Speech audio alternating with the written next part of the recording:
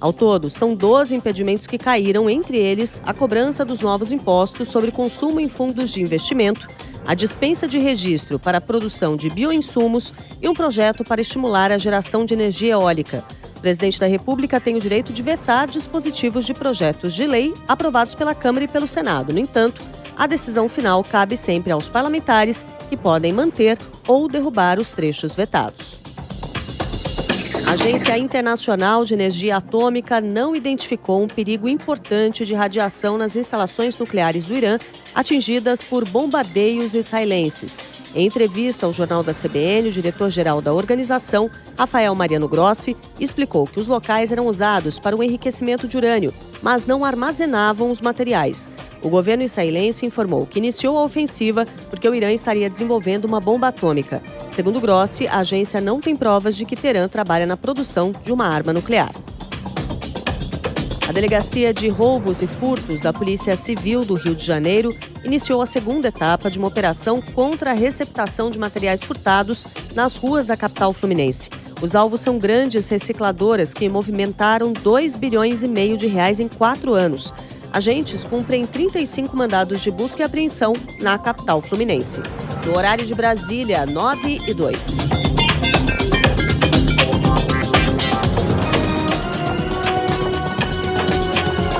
Repórter CBN. As principais notícias do dia, a cada meia hora.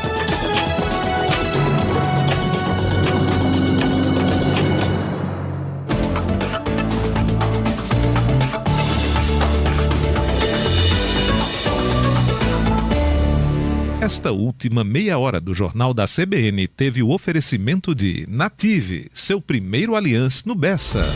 Você que está na Paraíba e acompanha a programação pela CBN João Pessoa, fica agora com as notícias da sua cidade. Até mais!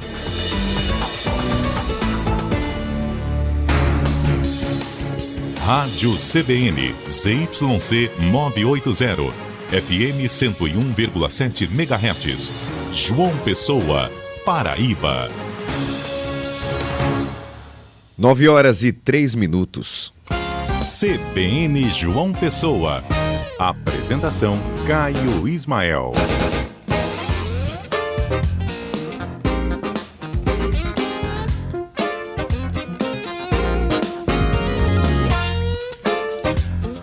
Bom dia, João Pessoa. Bom dia, Santa Rita, Cabedelo, Bahia. Onde você estiver me ouvindo nesse momento, pelas ondas do rádio, desejo que seja uma quarta-feira de boas notícias. Começando mais uma manhã juntos aqui no CBN João Pessoa, na 101.7 FM. Fique à vontade, tá? Aumenta aí o volume do rádio, que a partir de agora ficamos juntos até a hora do almoço. Tem notícia e tem sua participação também. Nosso WhatsApp é o 98132 4088, 98132 4088. Canal direto aqui com a bancada para você falar sempre que quiser. E dá para nos assistir também, tá? Ver os bastidores, nossos entrevistados, coluna de política, nossos colunistas, todo mundo por aqui, reportagem também. É só acessar o site cbnparaíba.com.br ou pelo canal da CBN Paraíba no YouTube.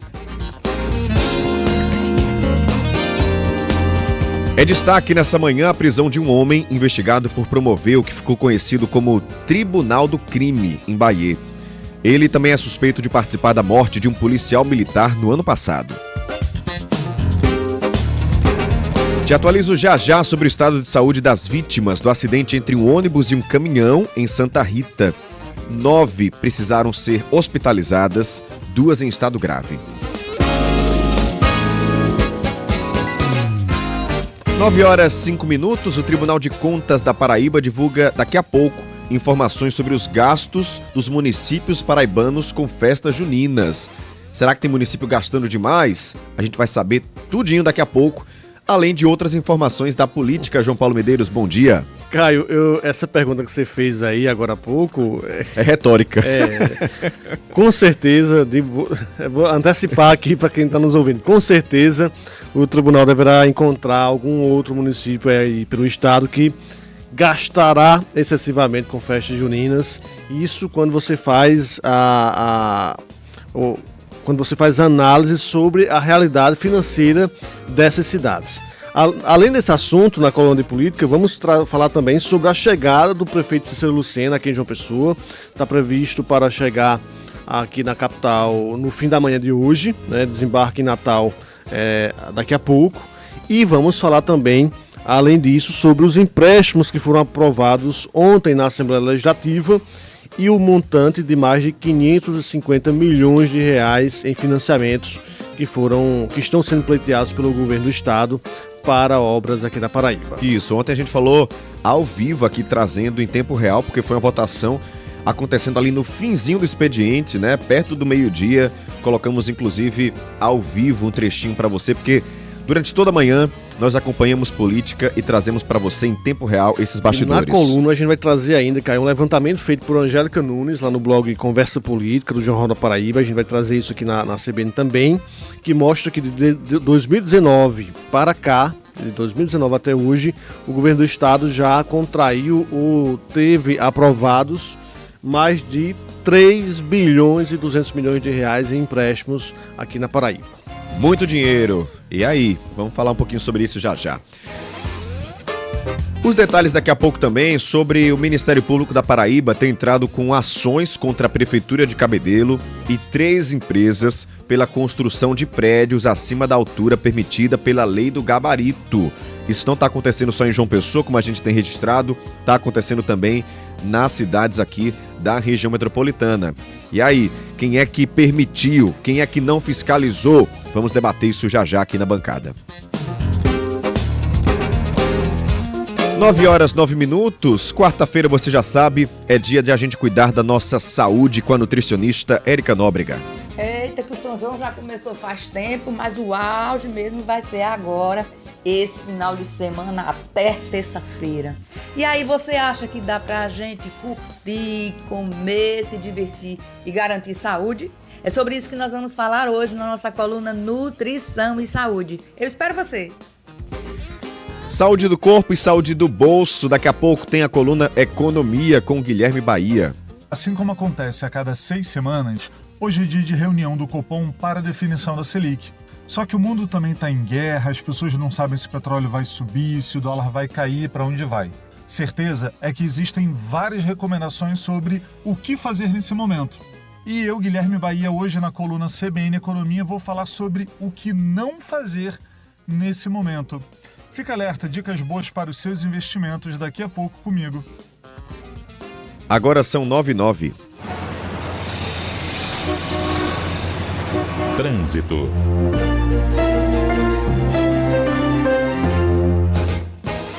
Trânsito bem tranquilo nessa manhã. Quero registrar para você apenas alguns trechinhos com trânsito mais lento. Avenida Liberdade, no centro de Bahia, próximo à prefeitura, com trânsito lento. Você que está vindo do bairro sentido centro. Também tem um pequeno trecho de lentidão na Avenida Hilton Souto Maior, quem está saindo da Ceasa do Cristo Redentor em direção ao José Américo. Lentidão também num pequeno trecho da Avenida Rui Carneiro e da Avenida Epitácio Pessoa, trecho ali próximo aos bairros de Tambauzinho e do Brisa Mar, no encontro dessas duas avenidas sentido centro. Retão de Manaíra também com lentidão, sentido Orla, próximo à UPA Oceania. E você que está saindo do bairro do Bessa pela Fernando Luiz Henriques, também vai encontrar um pequeno trecho de lentidão, já chegando no Retão de Manaíra. E assim a gente vai seguindo com os trabalhos técnicos de Flávio Melo, na edição Felipe Nunes e na produção Renan Mesquita e Larissa Mendes. O CBN João Pessoa, programa de notícias das suas manhãs, tá no ar.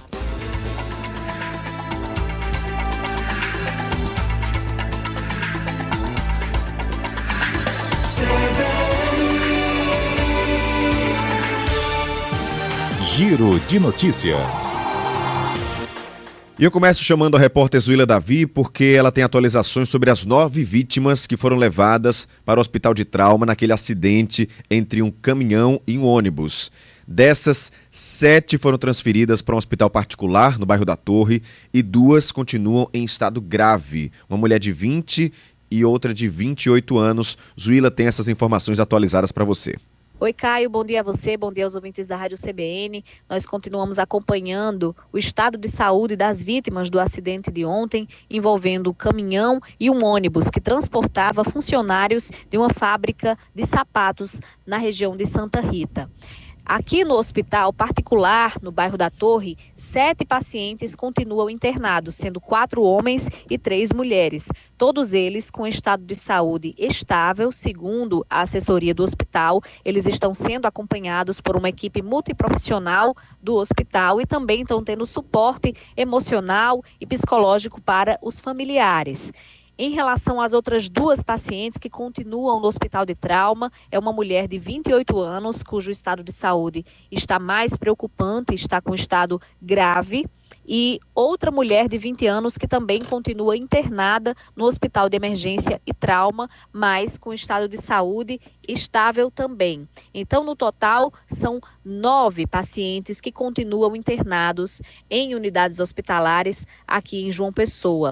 Todos vindos desse acidente que acabou vitimando o Severino, de 44 anos, e outras 20 pessoas ainda foram socorridas, atendidas no local do acidente. As investigações sobre o que causou o acidente, elas continuam, e um laudo da Polícia Rodoviária Federal deve ficar pronto em até 10 dias, mas a principal suspeita é de que o motorista do caminhão teve um problema mecânico na embreagem do caminhão que precisou levá-lo até o acostamento, e o ônibus que transportava esses trabalhadores e que vinha no mesmo sentido acabou perdendo o controle com a pouca visibilidade que estava no momento, já que tinha chovido. Ele acabou batendo na traseira do caminhão, ocasionando esse acidente. Mas todos os detalhes devem ser divulgados quando o laudo ficar pronto, num prazo de 10 dias. Zuila Davi para a CBN. Obrigado, Zuila. Bom trabalho para você. A gente vai seguir acompanhando esse caso. Agora são 9 horas e 13 minutos. Mudar de assunto porque a Polícia Militar prendeu em Bahia, aqui na região metropolitana, um homem investigado por promover o que ficou conhecido como Tribunal do Crime. Ele também é suspeito de participar da morte de um policial militar no ano passado. Quem tem essas informações é Pedro Hugo. Oi, Caio, muito bom dia para você, bom dia para todo mundo que está nos acompanhando aqui na CBN João Pessoa. Olha, essa operação da Polícia Militar foi realizada ontem à noite na cidade de Bahia e quem comandou tudo de perto foi o próprio comandante-geral da PM, o coronel Sérgio Fonseca. Durante a ação, um homem foi preso. Contra ele havia um mandado de prisão em aberto por crimes de tortura. Ele, inclusive, aparece em imagens praticando o que é conhecido como dar disciplina, ou seja, está agredindo e punindo moradores da comunidade Porto do Moinho. Segundo a polícia, isso faz parte de um suposto tribunal do crime que estaria atuando na região. Mas não para por aí, Caio. Esse mesmo homem também é suspeito de envolvimento em um crime ainda mais grave: a morte do sargento Romário de Lima Cassiano, de 33 anos, da Polícia Militar. Romário foi baleado durante uma operação da PM em abril do ano passado, também em Porto do Moinho. O tiro atingiu a clavícula e saiu pela axila. Ele chegou a ser socorrido e levado para a UPA de Bahia, mas infelizmente não resistiu. O sargento era apaixonado pela profissão e deixou um filho de apenas 2 anos. Na época, 3 suspeitos chegaram a ser presos em flagrante, mas agora a polícia acredita que esse novo preso pode ter tido participação direta no assassinato do policial. O homem foi levado para a cidade da Polícia Civil, aqui em João Pessoa, onde deve responder por esses crimes. O comandante-geral da PM, Sérgio Fonseca, falou mais detalhes sobre a prisão. Esse elemento já foi preso pelas nossas guarnições, suspeito da morte do sargento Romário. Na data ele foi preso com a espingarda calibre 12. Nós também temos vídeos desse mesmo elemento durante esta semana, ele dando uma disciplina, ou seja, torturando um desafeto aqui também, no Porto do Moinho, e com essa prisão, a Polícia Militar retira das ruas um elemento de altíssima periculosidade. É isso, Caio. São essas as informações. Volto com você, Pedro Hugo, para a CBN João Pessoa.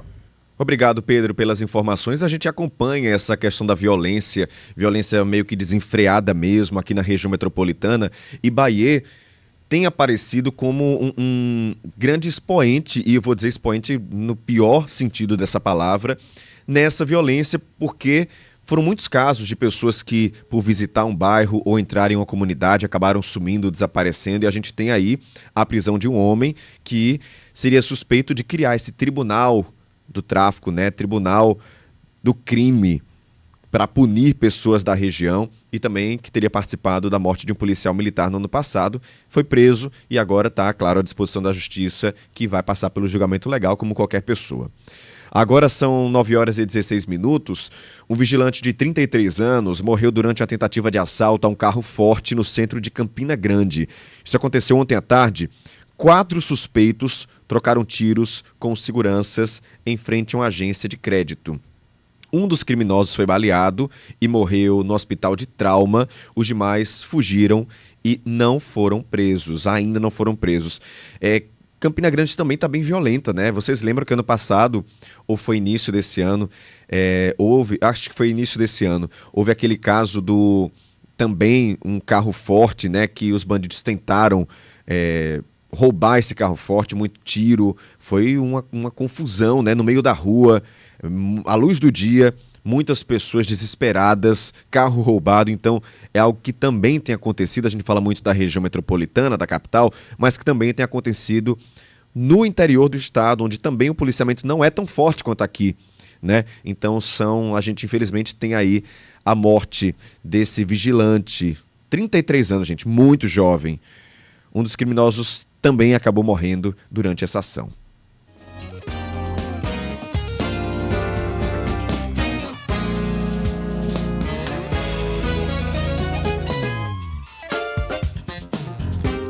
São 9h18, uma mulher de 22 anos, identificada como Larissa Paulino Soares, foi encontrada morta na zona rural de Araçagi, no Brejo aqui da Paraíba. Ela que estava desaparecida desde o dia 7 de junho, segundo a Polícia Civil. Ela foi encontrada em uma cova no sítio Riacho Grande pela própria mãe e pelo irmão, que faziam buscas por conta própria ali na região. Larissa Paulino tinha saído de casa por volta do meio-dia e não retornou mais. O caso é investigado pela Delegacia de Homicídios de Guarabira, mas ainda não há informações sobre como ela foi morta e qual a motivação do crime.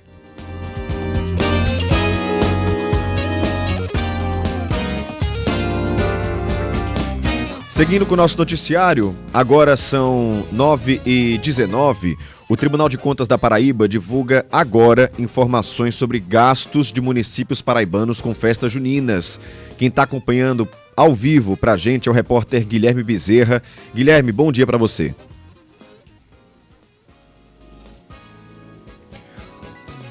Oi, Guilherme, você me ouve?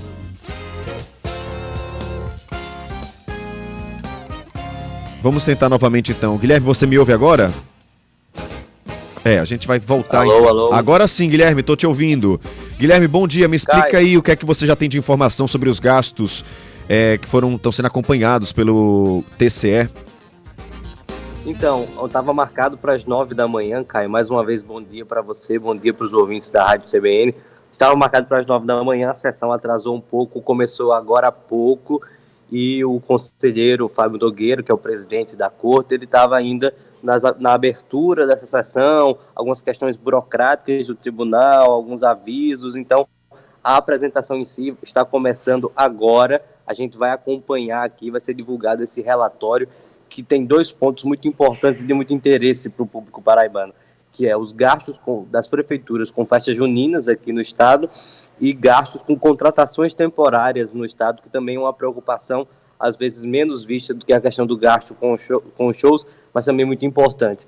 O presidente Fábio Nogueira vai falar com a imprensa depois dessa apresentação, então tem essa expectativa. Eu vou ficar por aqui para conversar com ele, mas a apresentação em si vai ser feita pelo Eduardo Albuquerque, que é auditor do Tribunal de Contas. Ele vai conduzir essa apresentação, que vai ser agora, que está acontecendo nesse exato momento aqui para a imprensa, para as pessoas que estão acompanhando essa sessão no plenário do Tribunal de Contas, que fica aqui em Jaguaribe, e depois vai ser divulgado esse relatório para toda a sociedade, e a gente vai voltar aqui, daqui a pouco eu volto aqui na programação do CBN João Pessoa para falar sobre o que eu descobri. Vou ali porque eu vou acompanhar agora exatamente essa apresentação que vai ser conduzida pelo auditor Eduardo Albuquerque. Caio.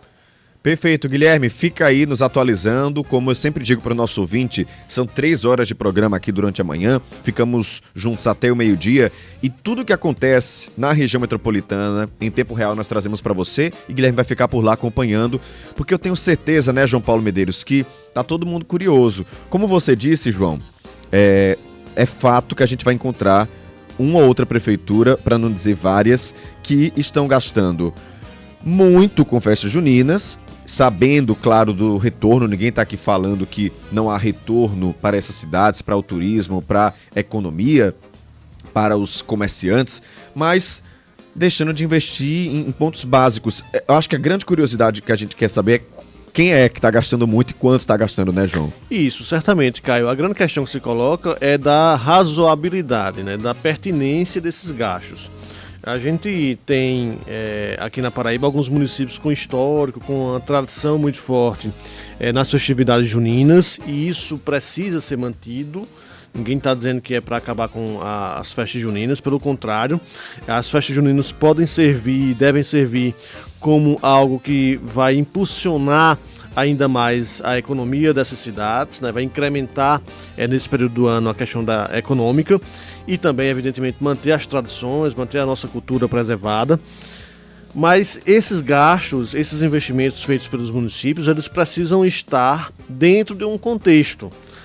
De um contexto onde as cidades não estejam em situação de calamidade pública, dentro de um contexto onde os municípios não estejam em situação de emergência, por conta da seca, por conta de algum outro fator, dentro de um contexto onde esses gastos não extrapolem, por exemplo, aqueles investimentos que são essenciais, como para manter postos de saúde, escolas, a infraestrutura das cidades também, assistência social, enfim, dentro de um contexto onde esses investimentos não comprometam o orçamento desses municípios. E aí, por isso, a importância desse relatório que deverá ser divulgado daqui a pouco pelo Tribunal de Contas do Estado, que vai trazer essa radiografia, fazer essa varredura, esse pente fino nesses gastos com festividades juninas e também com contratações sem concurso público nas prefeituras paraibanas. É algo que a gente precisa pensar, porque muitas vezes o pessoal fala, é muito bom, e claro, esse investimento nas festas juninas traz muita gente, o comerciante vende mais, a rede hoteleira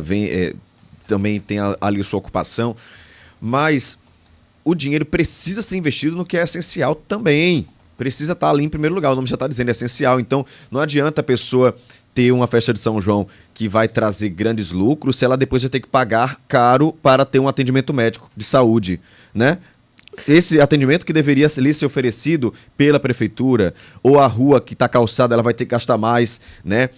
Com questão de doenças, as pessoas adoecem. Caio, e quando há outros modelos também, outros formatos, a exemplo do que já é adotado em Campina Grande, em Patos, em Bananeiras, em outros municípios também, onde o poder público reduz esses investimentos, esses gastos com as festividades, e dar lugar à iniciativa privada, para que a iniciativa privada também contribua nesse processo e possa fazer com que essas festividades se mantenham com a tradição e de forma pública também, mantendo a possibilidade das pessoas acessarem todos os ambientes e, ao mesmo tempo, que essas festas possam ter reduzido esse investimento feito pelos cofres públicos. É isso, uma rua que não está calçada, por exemplo, ou sem saneamento, as pessoas adoecem mais e aí vão gastar mais, enfim. É uma bola de neve. Se não tiver estrutura, se a cidade não tiver estrutura do básico, do que é essencial,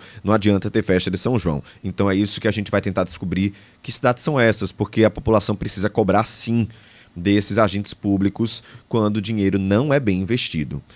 Agora são 9 horas e 25 minutos. Informação de uma operação da Polícia Federal nas primeiras horas da manhã de hoje, aqui em João Pessoa. É a Operação Discovery 26, ou seja, é a 26ª ação, né, o desdobramento dessa operação. E que operação é essa? A gente já trouxe várias vezes, diversas vezes. É uma operação para combater o abuso sexual infanto-juvenil. Que bom que estão trabalhando, mas é assustador perceber como praticamente todo mês tem 3 operações parecidas, né? É uma situação bem complicada. Foi cumprido, nessa operação hoje, um mandado de busca e apreensão. Não foram divulgados mais detalhes sobre quem seria esse suspeito. Mas o investigado pode responder pelos crimes de armazenamento, venda e disponibilização de material de abuso sexual infantil, que é previsto lá no Estatuto da Criança e do Adolescente.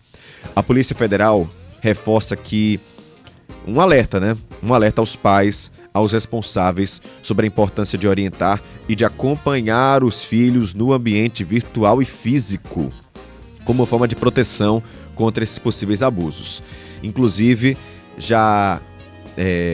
o próprio Instagram já está ali mudando sua política interna, que o Instagram é para pessoas a partir de 16 anos. Seu filho tem menos de 16 anos, não é recomendado que ele tenha um Instagram. Não tem para que uma criança ter um Instagram ou uma rede social que vai ter contato com outras pessoas. E se tiver, se você, claro, você é pai, você é mãe, você tem esse direito, inclusive, de dar uma rede social para o seu filho, mas você tem que acompanhar, você tem que estar de olho, né? Porque tem, hoje em dia, o ambiente virtual, como eu sempre tenho dito aqui, está muito mais inseguro para crianças e adolescentes do que o ambiente externo, o ambiente físico. As crianças ficam no quarto, né? Os pais são de uma geração em que a rua era muito perigosa, brincava-se na rua, então tá todo mundo agora trazendo, né? Os filhos ficam dentro de casa, os filhos ficam nos prédios, mas é ali no celular onde está morando o perigo hoje. Então tem que se antenar, tem que mudar esse conceito e tem que olhar sim, se seu filho é criança, é adolescente, tem que olhar o que é que ele está fazendo na internet. Porque ele não pode estar, não é ele que é mal intencionado. É muitas vezes outra pessoa que está fingindo ter a mesma idade, é outra pessoa que está ali tentando algo. Então é importante que os pais fiquem atentos.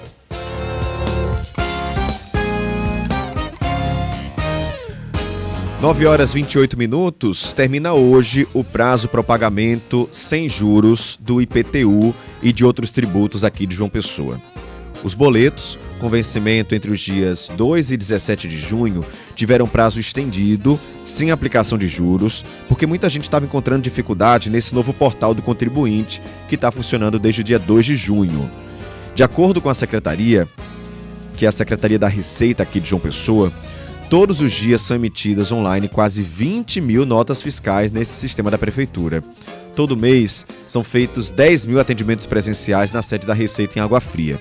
A ideia é que esse novo portal faça com que esse número caia 80% e se concentre mais no virtual. Você que não ouviu isso aqui na CBN, eu vou reforçar. Se você emitiu o boleto, emitiu a sua via antes do dia 1º de junho, tem que emitir novamente nesse novo portal. Se foi parcelado, tem que emitir novamente as parcelas, tá certo? O acesso do site pelo novo endereço é receita.joaopessoa.pb.gov.br. Todos os serviços estão disponíveis ali logo na página principal. receita.joaopessoa.pb.gov.br.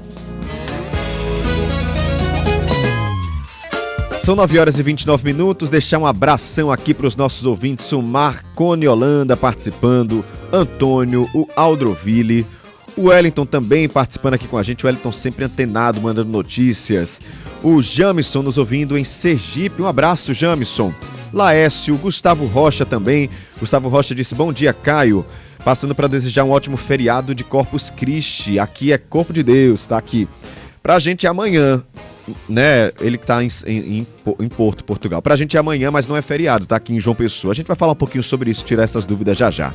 São 9h30.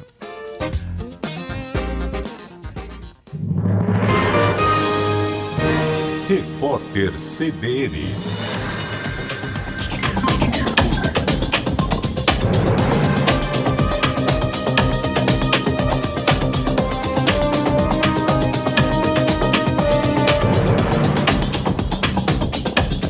Quarta-feira, 18 de junho de 2025.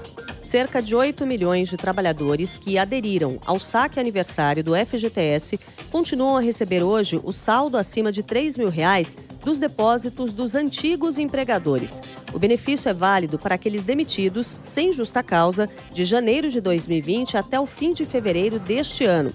Recebem o saldo trabalhadores nascidos em maio, junho, julho e agosto.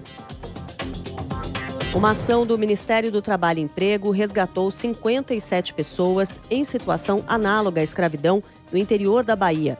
As vítimas bebiam água armazenada em galões de produtos químicos e amarravam sacos plásticos nos pés porque não tinham calçados adequados. As fiscalizações foram feitas em fazendas de Canaúba e Cisal, nas cidades de Várzea Nova e Gentil do Ouro. Os Correios vão receber mais de R$ 4 milhões pelo atendimento prestado a beneficiários do INSS que sofreram descontos indevidos de mensalidades associativas. O contrato prevê o pagamento de R$ 7,90 por atendimento e foi pactuado com a justificativa de agilizar o serviço para a população prejudicada pelas fraudes. Segundo o INSS, 510 mil contestações foram feitas por meio do serviço postal. O número total de atendimentos ultrapassa os 900 mil.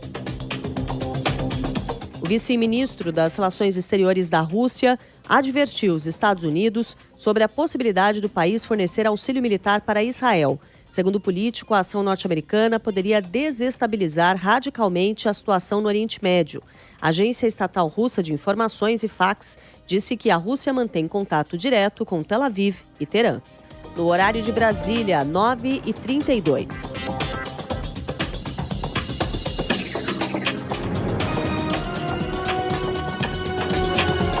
Repórter CBN. As principais notícias do dia, a cada meia hora.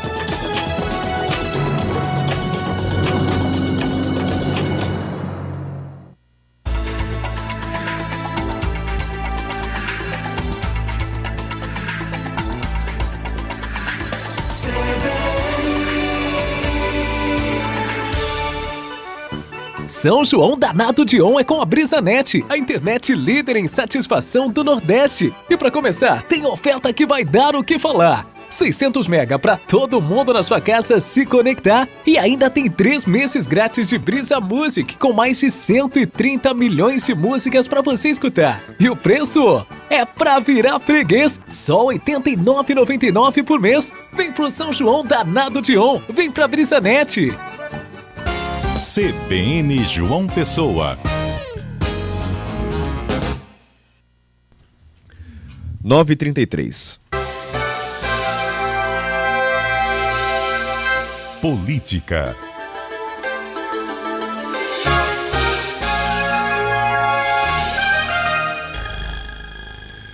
De volta para falar sobre política, estou aqui com João Paulo Medeiros, Felipe Nunes e com Pedro Pereira, direto lá de Campina. João, vou começar com você porque a Assembleia Legislativa aqui da Paraíba aprovou ontem mais 2 empréstimos milionários para o governo do estado da Paraíba, né, João? Isso, Caio. Ontem, ainda no fim do programa, nós já trazíamos essa informação, né, de que os deputados estavam analisando esses 2 projetos encaminhados pelo Poder Executivo. Os 2 foram aprovados, o governo tem maioria ampla na Assembleia Legislativa e fez com que essa maioria aprovasse essas 2 propostas sem muita discussão, sem muito debate. Os projetos não passaram pela CCJ, pelas comissões da Assembleia. Não houve muita discussão em plenário, apenas alguns deputados de oposição votaram de forma contrária, outros se abstiveram dessa votação. Durante a sessão de ontem, alguns deputados sequer tinham conhecimento de onde esses recursos serão investidos. Muitos se perguntaram em plenário, não, sim, mas quais as cidades que irão receber esses investimentos? Qual será o juro aplicado a essa operação financeira? Porque o Estado vai ter que pagar essa dívida depois. Então, não se tinha conhecimento sequer sobre os juros, a taxa de juros. Se perguntava também, naquele instante, além dessa questão do destino dos recursos e também dos juros, em quanto tempo, qual o tempo que o Estado terá para pagar, qual a carência que será dada para o início dos pagamentos. De fato, projetos que eram muito resumidos, encaminhados pelo governo, e que não tiveram o tratamento devido que deveria ocorrer no âmbito da Assembleia Legislativa. E uma conta que não será paga por esse governo, né? Por essa atual gestão. E uma conta que será paga certamente por outros governos estaduais aqui da Paraíba, porque há um prazo de carência de 5 anos e essa dívida será paga em 30 anos. Então, certamente não será o governador João Azevedo, cujo mandato se encerra no próximo ano, que pagará esse montante que vai ser originado com esse empréstimo de 550 milhões de reais junto ao Banco Internacional do Desenvolvimento, URBID. São 2 empréstimos, um deles para a aplicação para investimentos em obras hídricas, no valor de 50 milhões de dólares, e um outro empréstimo no valor também de 50 milhões de dólares para investimentos na área rural, em projetos na zona rural aqui da Paraíba. E aí ninguém discute, Caio, que esses 2 setores necessitam, são carentes de mais investimentos. É sempre bom, num estado como a Paraíba, nós estamos numa região semiárida, nós termos mais investimentos para obras hídricas, para garantir que as populações não sofram com os efeitos da estiagem, assim como também na nossa zona rural. Agora, a forma como isso tem acontecido, e não foi somente, essa fórmula não foi usada somente ontem, mas com outros empréstimos também aprovados do governo na Assembleia Legislativa, é uma fórmula que é péssima para o Parlamento, para a Assembleia Legislativa e para a sociedade paraibana. Por quê? Porque não há muita transparência na forma como esses recursos serão destinados e nos elementos que se tem ali que irão possibilitar o pagamento mais à frente desses recursos. É como se você chegasse numa instituição financeira, num banco, vou fazer um comparativo aqui com o nosso ouvinte que está nos ouvindo agora, chegasse num banco para fazer um empréstimo e não tivesse acesso ou não lesse, não prestasse atenção naquelas letrinhas miúdas que ficam ali no contrato. Ou se você estivesse à procura de um imóvel para alugar, chegasse para alugar e para firmar o contrato, mas o locador não lhe desse acesso ou não lhe permitisse olhar com atenção aquelas letras que ficam lá no contrato, e você só assina. O que fez a Assembleia Legislativa, a maioria dos deputados ontem lá na casa, foi assinar quase que um cheque em branco para o governo fazer esses investimentos. O que é péssimo, né? Porque nós imaginamos que a Assembleia Legislativa deve ser um lugar de debate, de discussões, onde a transparência dos projetos está ou deve estar em primeiro plano, onde essas discussões e esses detalhes que envolvem aí milhões de reais seriam discutidos com rigor, com toda a cautela que esses investimentos merecem. Até durante a sessão de ontem, o líder do governo, Chico Mendes, deputado Chico Mendes, chegou a dizer, não, um outro empréstimo é somente no valor de entre abre aspas, 50 milhões de dólares, que correspondem a 270 e poucos milhões de reais. E aí não dá para dizer que é apenas 50 milhões de dólares, porque esse valor é maior, por exemplo, se a gente for fazer o comparativo, de que as obras que o governo do estado tem tocado atualmente, as maiores obras que o governo tem tocado atualmente. Por exemplo, o Centro de Convenções de Campina Grande, que o governo entregou a primeira etapa, ainda falta concluir a segunda, é estimado em 138 milhões. O Arco Metropolitano aqui de João Pessoa em 218 milhões. Então, a gente está falando aí no total de 550 milhões de reais que serão obtidos pelo governo. Claro que passará ainda pelo Senado Federal, porque são empréstimos firmados junto a instituições financeiras internacionais, e isso faz com que o Senado precise necessariamente aprovar esses investimentos, esses empréstimos. Ninguém discute também que o Estado está bem do ponto de vista fiscal e por isso consegue obter esses financiamentos. Agora, é um formato que não apenas da Assembleia Legislativa, mas em outros parlamentos aqui da Paraíba, da mesma forma, um formato que não é interessante, porque não contempla a questão da transparência, não contempla o bom debate, as discussões que seriam necessárias até para aperfeiçoar esses projetos. O governo envia projetos dizendo que vai investir recursos na segurança hídrica, na zona rural, mas sem dar aos deputados, pelo menos nesse momento de votação, a possibilidade de aperfeiçoar essas propostas, né? Enfim, mas as duas foram aprovadas ontem, e ontem à tarde também o governo do estado realizou um evento junto aos deputados e anunciou e liberou, aliás, 168 milhões de reais em emendas parlamentares aqui estaduais, que serão destinadas pelos deputados para as suas bases. Angélica Nunes, que deve estar nos ouvindo agora, lá no blog Conversa Política do Jornal da Paraíba, fez um levantamento sobre os empréstimos firmados ou aprovados para o governo do estado da Paraíba ao longo dos últimos anos. Ela pegou de 2019, o início do primeiro mandato do governador João Azevedo, até hoje.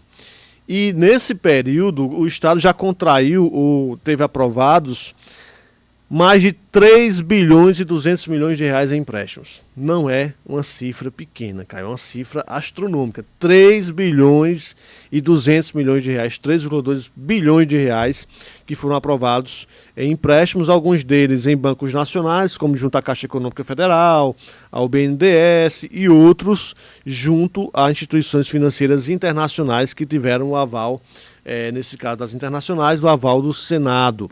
E aí são empréstimos que foram autorizados e feitos a partir desse bom momento fiscal que vive o Estado. O Estado tem nota A junto ao Tesouro Nacional e isso faz com que tenha crédito, efetivamente. Agora, é uma conta que na minha cabeça não bate. Não vai fechar. Não fecha a matemática, porque você tem um bom cenário fiscal do Estado, ok? Você tem projetos que são encaminhados e que, segundo o governo, são para investimentos importantes em áreas como a zona rural, como recursos hídricos e tudo mais. Mas você tem matérias que são enviadas para a Assembleia às pressas. Mas você tem projetos que são aprovados sem discussão, em regime de urgência urgentíssima, sem passar por comissões. Ou seja, é uma matemática que, do ponto de vista da narrativa que o governo faz, da narrativa política, não fecha. Porque se é algo tão bom, se é algo tão atraente, interessante para o Estado, por que enviar e aprovar esse tipo de matéria dessa forma? Então, a Assembleia Legislativa peca nesse aspecto, porque os deputados acabam servindo como, a própria Assembleia acaba servindo como uma espécie de anexo do Palácio da Redenção ao analisar e aprovar projetos assim, sem discussão, sem debate, sem o crivo das comissões temáticas, enfim, sem que a sociedade paraibana tenha acesso a todas as informações e de como, sobretudo, serão investidos todos esses centavos milionários que foram aprovados ontem na Assembleia. Pois é, João, e por falar no parlamento, né, os parlamentares aqui estão super animados, ansiosos para o recesso de São João, que não é pequeno. Cara, certamente, nós, trabalhadores da iniciativa privada, teremos um ou outro dia de feriado, né? Os servidores públicos aqui da Paraíba, que nos escutam agora, 6 dias terão alguns dias de recesso, com alguns dias de ponto facultativo, enfim, mas certamente esse período não passará de, no máximo, 5, 6 dias. Já os nossos deputados e os nossos vereadores das duas principais cidades aqui do estado terão uma folga, um descanso maior. No caso da Câmara Municipal aqui de João Pessoa, ontem a Câmara aprovou a LDO do município, a Lei de Diretrizes Orçamentárias, limpou a pauta e também deu início a um recesso que deve durar mais de 45 dias de descanso. 45 dias sem sessão na Câmara Municipal aqui de João Pessoa. O recesso começou ontem, a previsão oficial de ir até o dia 1º de agosto, mas 1º de agosto é uma sexta-feira, portanto, não é um dia de sessão. Está aqui nosso Flávio na minha frente, nosso operador, me lembrando que sexta-feira não é dia de sessão na Câmara, portanto não haverá sessão.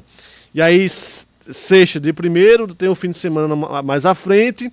Na terça, que seria dia de sessão ordinária, vai ter o feriado de 5 de agosto, Fundação da Paraíba. Então, mais uma vez sem sessão, e os nossos vereadores aqui da capital devem voltar mesmo, olhando o histórico que nós temos nos legislativos, somente dia 6 de agosto. Da mesma forma, foi publicada agora há pouco, inclusive, uma portaria na Assembleia Legislativa que traz também o início desse recesso parlamentar. Deverá ser iniciado de hoje para amanhã, quando a Assembleia votar a LDO do Estado, e deverá ir até o dia 6 de agosto também. considerando esses pontos facultativos e o feriado do dia 5 de agosto. Em Campina Grande, teremos um recesso um pouco menor, mas também generoso. Os vereadores devem votar a LDO de Campina hoje, ou talvez na próxima semana, vão entrar de recesso e só voltam dia 10 de julho, após o término do maior São João do mundo, Caio. Eita vida boa. Não tem a novela Eita Mundo Bom, né, da Globo? Essa é Eita Vida Boa. Quem está nos ouvindo agora certamente fica pensando em ter 45, 50 dias de recesso no meio do ano, além do recesso de fim de ano, de dezembro, de janeiro, que sempre há. Enfim. Só ter 3 dias de sessão pela manhã, começando às 9, 3 dias de sessão, terminando meio-dia. E aí, evidentemente, a gente faz uma ressalva sempre que o trabalho dos deputados e dos vereadores não se resume à presença nas sessões plenárias, João, mas também é parte importante. É diferente de você dizer um trabalhador que sai de 5 da manhã de casa, pega ônibus, tem que estar de 8, sai de 6 da noite. Não tem como comparar o trabalho na base de um parlamentar a um trabalho de carteira assinada, né? O trabalho não se restringe à presença no parlamento, nas sessões, mas é a presença nas sessões, é o debate, é a discussão que é própria, são elementos próprios do Poder Legislativo. Discussão, inclusive, que muitas vezes não acontece, como a gente estava falando da Assembleia Legislativa agora há pouco. Discussão, muitas vezes, que é deixada de lado pelos deputados, como aconteceu ontem, para votar matérias, projetos às pressas, aos 45 minutos do segundo tempo, em regime de urgência urgentíssima, sem sequer essas matérias passarem por comissões, como aconteceu ontem. Então, aliás, fora os que faltam, Caio, hoje eu estou afiado, empolgado com esse tema, porque de fato é um absurdo o que acontece na Assembleia Legislativa com alguns deputados. Ontem mesmo, alguns reclamaram em plenário da ausência ou das ausências dos integrantes da CCJ, da Comissão de Constituição e Justiça. Das reuniões semanais, das reuniões que deveriam acontecer na Assembleia Legislativa dessa comissão, que é talvez a principal comissão da Assembleia, porque é aquela que deve fazer o pente fino entre aquilo que é constitucional ou aquilo que é inconstitucional em termos de projetos que são apresentados. Ontem, durante essa sessão, houve até uma reclamação pública nesse aspecto de que a comissão não se reuniu para analisar esses projetos enviados dos empréstimos do governo. O presidente da Assembleia, Adriano Galdino, disse que no segundo semestre irá tomar as providências com relação a esse tema, e eu sinceramente, não acredito que isso acontecerá, não acredito que o ponto dos deputados será cortado, não acredito que os salários serão descontados com essas ausências, porque se de fato a mesa diretora da Assembleia quiser fazer isso, tiver a iniciativa de fazer isso, vai ter deputado na Assembleia que vai ficar com contra-cheque negativo, porque alguns, para você encontrar no plenário da Assembleia durante as sessões, e aí quem tiver curiosidade de acompanhar isso, é só começar a acompanhar lá no canal do YouTube da Assembleia Legislativa, que transmite essas sessões. Se você for observar as sessões, o plenário, alguns deputados, algumas caras ali, quase nunca aparecem no plenário da A gente tem que provocar nosso ouvinte o seguinte: você lembra quem foi o deputado que você votou? Ele conseguiu se eleger? Caso tenha conseguido, você sabe se ele está indo para a sessão?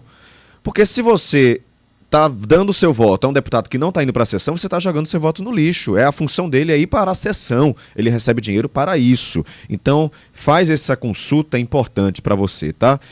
A gente está acompanhando, viu, Pedro, Felipe, João, ouvinte, a gente vai mudar de assunto porque a gente está acompanhando a questão do retorno do prefeito Cícero Lucena aqui para João Pessoa. A gente tem atualização sobre isso, mas antes eu quero trazer uma informação que a gente teve acesso aqui em primeira mão para você, que é o relatório com relação ao Hospital de Trauma aqui de João Pessoa, aquele relatório do Ministério Público, né, junto com os bombeiros, que encontrou problemas nos hidrantes, na rede de hidrantes do Hospital de Trauma. Nós tivemos acesso em primeira mão a esse relatório.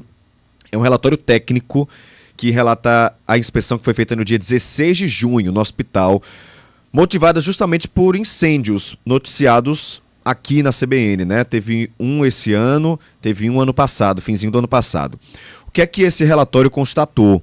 Precariedade nas instalações elétricas e civis, com ausência de identificação dos quadros elétricos, várias luminárias danificadas e cabos fora de eletrodutos. A subestação elétrica apresentava piso deteriorado, uso de transformadores a óleo e disjuntor sem parametrização adequada. Também foram observadas instalações provisórias irregulares e redes de hidrantes completamente inoperantes, aumentando o risco em caso de incêndio. Imagina você, um hospital daquele tamanho, sem ter uma rede de hidrantes que funcione.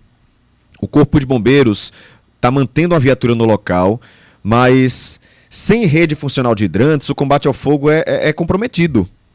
O relatório recomenda, de forma ampla e imediata, ações corretivas conforme normas técnicas vigentes. Está aí, em primeira mão para você, um relatório que tivemos acesso, um relatório feito com relação ao Hospital de Traumas, relatório do Ministério Público, né, que encontrou Ministério Público Federal e Ministério Público Estadual, que encontraram problemas lá no hospital. Nós tivemos acesso a esse relatório e estamos trazendo em primeira mão para você. O Hospital de Trauma, nós entramos em contato, disse que ainda não teve acesso a esse relatório e que assim que tiver, vai se posicionar. Agora são 9h52, agora sim, vamos falar do prefeito Cícero Lucena. Deve chegar hoje aqui em João Pessoa, inclusive, João, estou acompanhando em tempo real, viu? O voo dele já passou por Fernando de Noronha, já deu a vista, assim, no Fernando de Noronha, já está quase chegando por aqui. Tem muita gente acompanhando esse voo, viu, Caio? Desde esse percurso inicial lá de Israel, aliás, da Arábia Saudita, né? Isso. Porque Cícero deixou Israel via terrestre, depois foi para a Jordânia, depois para a Arábia Saudita, onde se encontrou com o deputado Messinho Lucena, e na Arábia Saudita embarcou nesse voo, fez uma escala na Espanha, depois uma outra em Cabo Verde, onde a comitiva pernoitou, e agora pela manhã se desloca para Natal, onde a previsão é de que ele chegue no aeroporto na região metropolitana de Natal no fim da manhã de hoje e depois siga para a João Pessoa, onde participará de uma entrevista coletiva. A coletiva foi agendada pela assessoria do prefeito Cícero Lucena para as 11h20 da manhã. Talvez tenhamos aí um atraso por conta desse deslocamento, mas a previsão é de que ele chegue ainda hoje, no fim da manhã, início da tarde, aqui em João Pessoa, depois de alguns dias de apreensão, depois de alguns dias de tensão também no Oriente Médio, onde o prefeito Cícero Lucena, juntamente com outros políticos brasileiros, outros prefeitos, outros vice-governadores, participaram de um evento que discutiu segurança pública nos municípios em Israel. Israel que é referência nesse aspecto porque acaba estando numa região de conflito permanente e por isso as cidades, os municípios investem muito em segurança. E aí, certamente, nessa entrevista coletiva de hoje, o prefeito será perguntado sobre alguns temas, Caio, que são inevitáveis. Primeiro, como foi essa questão da recomendação do Itamaraty, que havia recomendado, de acordo com o governo federal, a essas autoridades para não irem a Israel. Ontem mesmo, o prefeito Cícero Lucena publicou uma nota nas redes sociais, juntamente com outros políticos, negando que tenham recebido essa informação antecipada do Itamaraty, ou seja, negando que tenham tido acesso a essa recomendação do Itamaraty para não irem a Israel nesse período. Há também a questão a ser esclarecida ainda sobre quem custeou essa viagem do prefeito e de outros prefeitos brasileiros para Israel, se houve o investimento de recurso público, se não houve. Me parece que há uma informação já de que a viagem foi custeada por empresas e por instituições de Israel, que têm interesse, evidentemente, em expandir essas tecnologias, esses equipamentos para outros países. Bem, é um outro tema que será esclarecido e também sobre esse retorno de Cícero, como foi esse retorno de Cícero de Israel até a Paraíba, onde chegará no fim da manhã de hoje. Essa coletiva deve acontecer, como eu disse, em um hotel aqui de João Pessoa. A gente vai acompanhar. Qual horário que está marcado? 11h20 da manhã. Se tiver início antes do fim do nosso programa, nós certamente traremos já algumas informações da coletiva do prefeito Cícero Lucena no fim da manhã de hoje. E já tem também uma missa marcada, viu? Recebi informação de uma fonte que o prefeito Cícero Lucena, né, sua família, marcou uma missa no Mosteiro de São Bento. Às 15h, aqui no centro de João Pessoa, vai ter uma missa em ação de graças pelo retorno aí do prefeito Cícero Lucena. Agora são 9h55, estamos acompanhando ao vivo com reportagem por lá. O Tribunal de Contas do Estado está divulgando nessa manhã 2 temas importantes: gastos com festividades durante o São João e os contratados temporários no Estado. Já tive acesso a esse relatório. Quem também está com informação ao vivo para a gente é Guilherme Bezerra. Guilherme, bom dia mais uma vez. O que é que você tem de informação para o nosso ouvinte?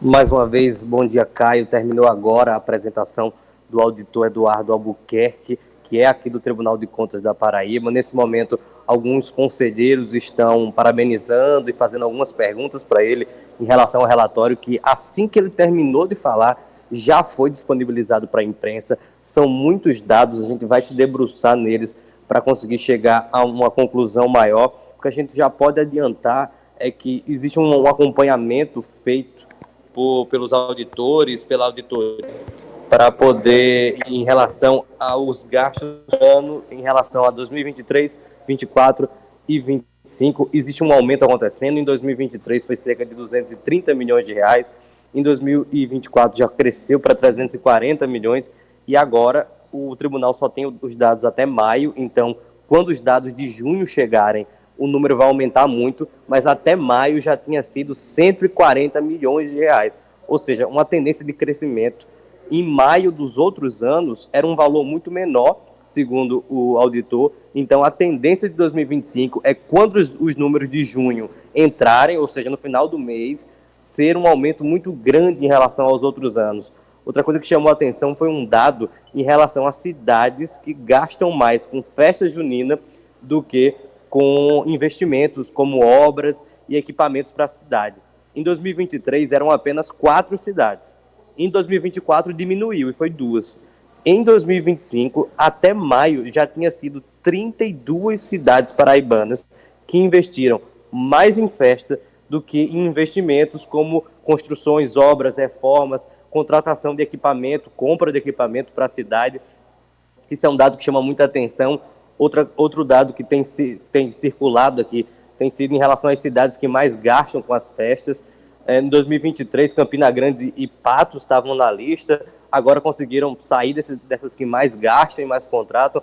E Santa Luzia e Santa Rita são 2 cidades que ano passado e esse ano despontaram como as campeãs de gasto e que mais contrataram e que mais gastaram com as festas juninas. Isso é algo que a gente segue acompanhando, a gente vai se debruçar em relação aos dados concretos para poder ter esse panorama.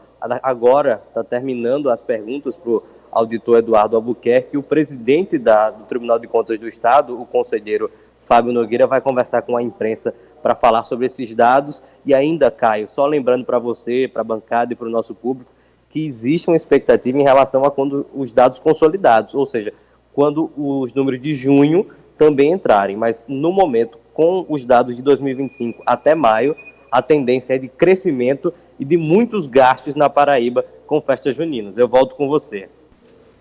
Obrigado, Guilherme Bezerra, pelas suas informações. Tanto esses gastos com festas juninas, quanto a questão das contratações, né, que são feitas por essas prefeituras, contratações por excepcional interesse público. A quantidade é muito grande. A gente vai trazer, claro, durante toda a nossa programação. Nosso time de política já está aqui contabilizando esses dados e vai trazer para você, durante a nossa programação, esses números que são bem assustadores. A gente viu aí Guilherme falando que saltou, eram 3, 4 prefeituras gastando muito, agora já tem 33 e os números de junho nem entraram. Então, algo de errado não está certo, que é aquele ditado que o pessoal diz, tá? Tem algo complicado aí. Em 2023, 4 cidades gastaram mais com festas do que com investimentos. Em 2024, 2. E esse ano são 32 cidades. É isso. Dados consolidados pelo Tribunal de Contas do Estado. Agora são 10 horas em ponto.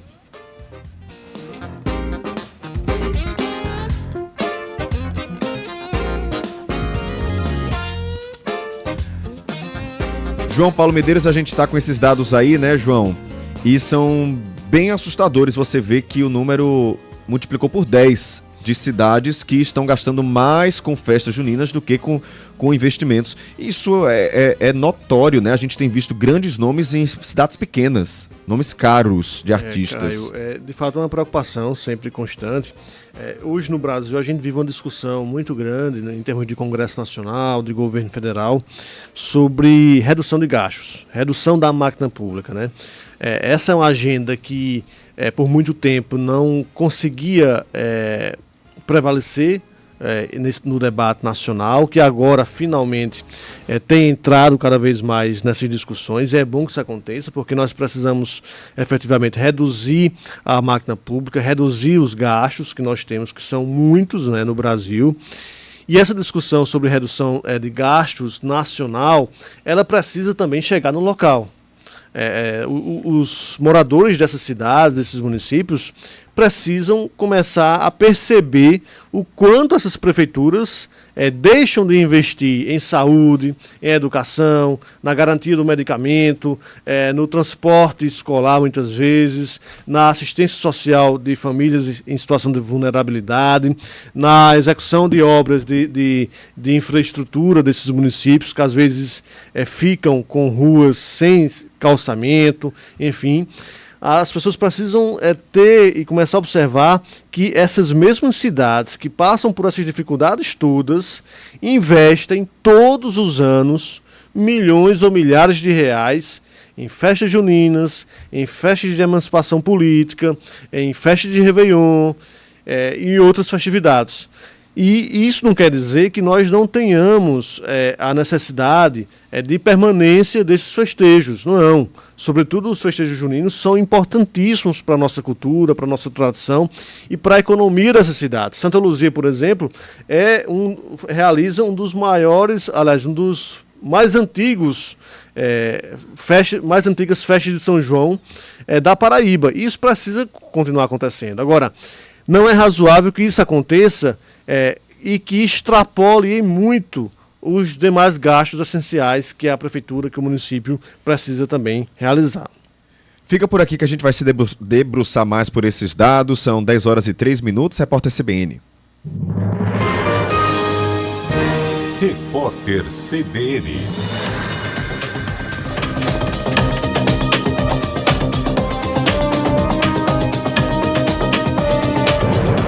Quarta-feira, 18 de junho de 2025. O índice de brasileiros que se declaram bolsonaristas igualou ao dos que se identificam como petistas pela primeira vez desde 2022, segundo a pesquisa Datafolha divulgada hoje. Em relação ao levantamento anterior de abril, o grupo de pessoas que declarou apoio ao ex-presidente Jair Bolsonaro subiu de 31% para 35%. Enquanto aqueles que se dizem apoiadores de Lula caiu de 39% para 35%. Outros 20% se declararam neutros, 7% afirmaram que não se identificam com nenhum dos dois lados e mais 2% não souberam responder. Foram entrevistadas mais de 2.000 pessoas e a margem de erro é de 2 pontos percentuais.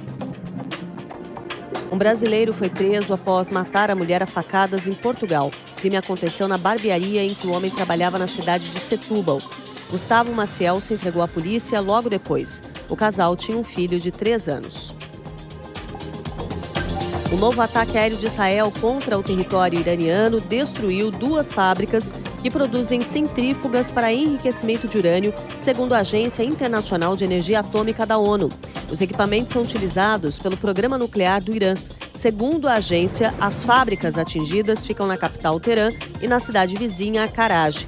Ambos os locais eram monitorados pela organização da ONU, que até o momento não identificou um perigo de radiação. No horário de Brasília, 10h04.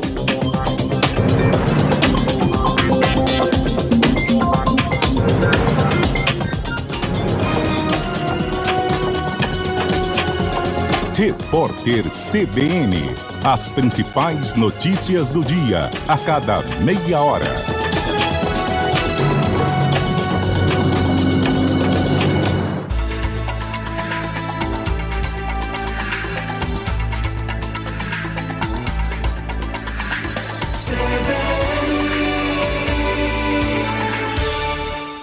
Esta próxima meia hora do CBN João Pessoa tem o oferecimento de HNSN Redditor. Precisão no cuidar. CBN João Pessoa. Apresentação Caio Ismael.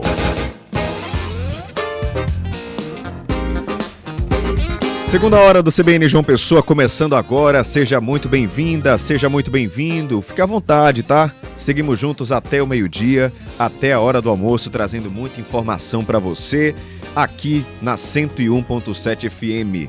Quero agradecer aos nossos ouvintes que estão participando, mandando mensagens. Um abraço aqui para o Venâncio, para o Matheus Gadelha, para o Vando, o Tiago Agemiro, falando: Caio, sou funcionário da Alpargatas, estamos todos transtornados, Deus nos dê forças. Falando justamente por causa desse acidente envolvendo funcionários da empresa, né, que aconteceu ontem. Tiago, nossos sinceros sentimentos, né, para vocês que perderam esse colega de trabalho, e também força, né, para todos vocês. Walter Ivan Freire também participando com a gente, disse que o pai dele está... Na verdade, é o Vinícius que está falando e mandou um abraço para o pai, que é o Walter Ivan Freire, está fazendo aniversário hoje. Walter Ivan, parabéns para você, tá? Um grande abraço de toda a equipe da CBN. A Maride Dias também participando, mandando mensagem direto de Aracaju, em Sergipe. A Marides, muito obrigado, sempre sintonizada, independente de onde esteja, com notícias da Paraíba. O Sérgio Aires comentando aqui, dizendo: mais gastanças em todas as esferas do governo. Precisamos dar respostas em 2026. Obrigado, Sérgio. Um grande abraço. Miguel Gomes de Mangabeira também em sintonia. A gente também tem um áudio de um ouvinte, que é o Sebastião.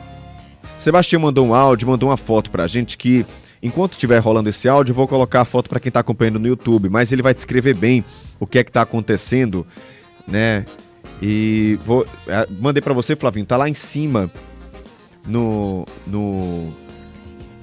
Vou fazer o seguinte, já a gente coloca, você vai preparando aí esse áudio e a gente coloca já para entender o que é que tá acontecendo. O que é que eu vou fazer agora, nesse momento? Eu tô com na minha mão aqui o relatório do Tribunal de Contas do Estado da Paraíba, junto com o nosso time de política, que também teve acesso a esse relatório divulgado agora há pouco, para a gente dizer para você, ouvinte da Rádio CBN, em primeira mão, aqui, ou seja, quando você chegar no meio-dia, né, quando o pessoal já estiver descobrindo esses gastos, você já vai saber, né, porque aqui a gente passa amanhã acompanhando. São as despesas totais com festividades. E a gente vai fazer aqui, junto com você, essa leitura, tá? Essa leitura desse relatório, porque tem alguns dados bem impressionantes. Como o Guilherme Bezerra explicou, nesse relatório ainda não foram contabilizados os gastos de junho, foi até maio. Então, por exemplo, em cidades como Água Branca gastou com festejos juninos, em 2023, aproximadamente R$1 milhão. Em 2024, subiu para 2 milhões, um crescimento aí de 93%. Esse ano, até agora, foi contabilizado R$187 mil, ou seja, bem abaixo, mas claro, não entrou o número de junho. Mas tem outras cidades que isso aí já está bem extrapolado. Por exemplo, em Alagoa Nova, gastou 2 milhões e 400 mil em 2023, 3 milhões e 100 mil em 2024, e esse ano, sem contabilizar junho, já está em 5 milhões 375 mil reais. É muito dinheiro. A gente consegue ver aqui outras cidades também, né, com esse crescimento. A gente está acompanhando, eu vou aqui trazendo para você esses números. Cabedelo, por exemplo. Cabedelo gastou 4 milhões e 16 mil em 2023. Esse número caiu para 3 milhões e 200 mil em 2024, uma queda de 19%. E esse ano, até maio, já gastou 3 milhões e 187 mil, ou seja, esse número provavelmente vai passar o do ano passado. Vamos para as cidades que a gente tem aqui, né? Campina Grande, por exemplo. Vamos ver Campina Grande. Campina Grande gastou 4 milhões e 600 mil em 2023. Em 2024, esse número caiu pela metade, caiu 50%, foi para 2 milhões 239 mil. E esse ano, 2.229.000, ou seja, está se mantendo praticamente do ano passado, porém, lembrando, não está contabilizado o gasto de junho. Que outras cidades a gente pode ver aqui? Patos, vamos ver Patos, né? Estou aqui com esse relatório para você. Patos gastou 3.800.000 em 2023. Em 2024, 3.400.000, caiu 10%. E esse ano, até o momento, 647.000. Número bem abaixo, tá vendo? Santa Luzia, a gente tem feito aqui esse comparativo. Santa Luzia, 2023, 3.952.000, ou seja, bem mais que cidades como Patos, por exemplo. Mais que Patos, né? Mais que Campina. 3 milhões, Santa Luzia, 952.000, quase 4 milhões. Em 2024, Santa Luzia gastou o dobro. Esse é um dado que surpreende, viu, Caio? Gastou o dobro, gente. 7.924.000, quase 8 milhões de reais. Santa Luzia gastou em festejos. Aumento de 100%, Aumento de 100%. Mais de 100%. Esse ano tá 2.749.000. É muito dinheiro, né, gente? Você imagina aí, 8 milhões de reais com festejos. Você pode até perguntar aí, né, pra gente qual cidade você gostaria de saber. Vamos ver Bananeiras.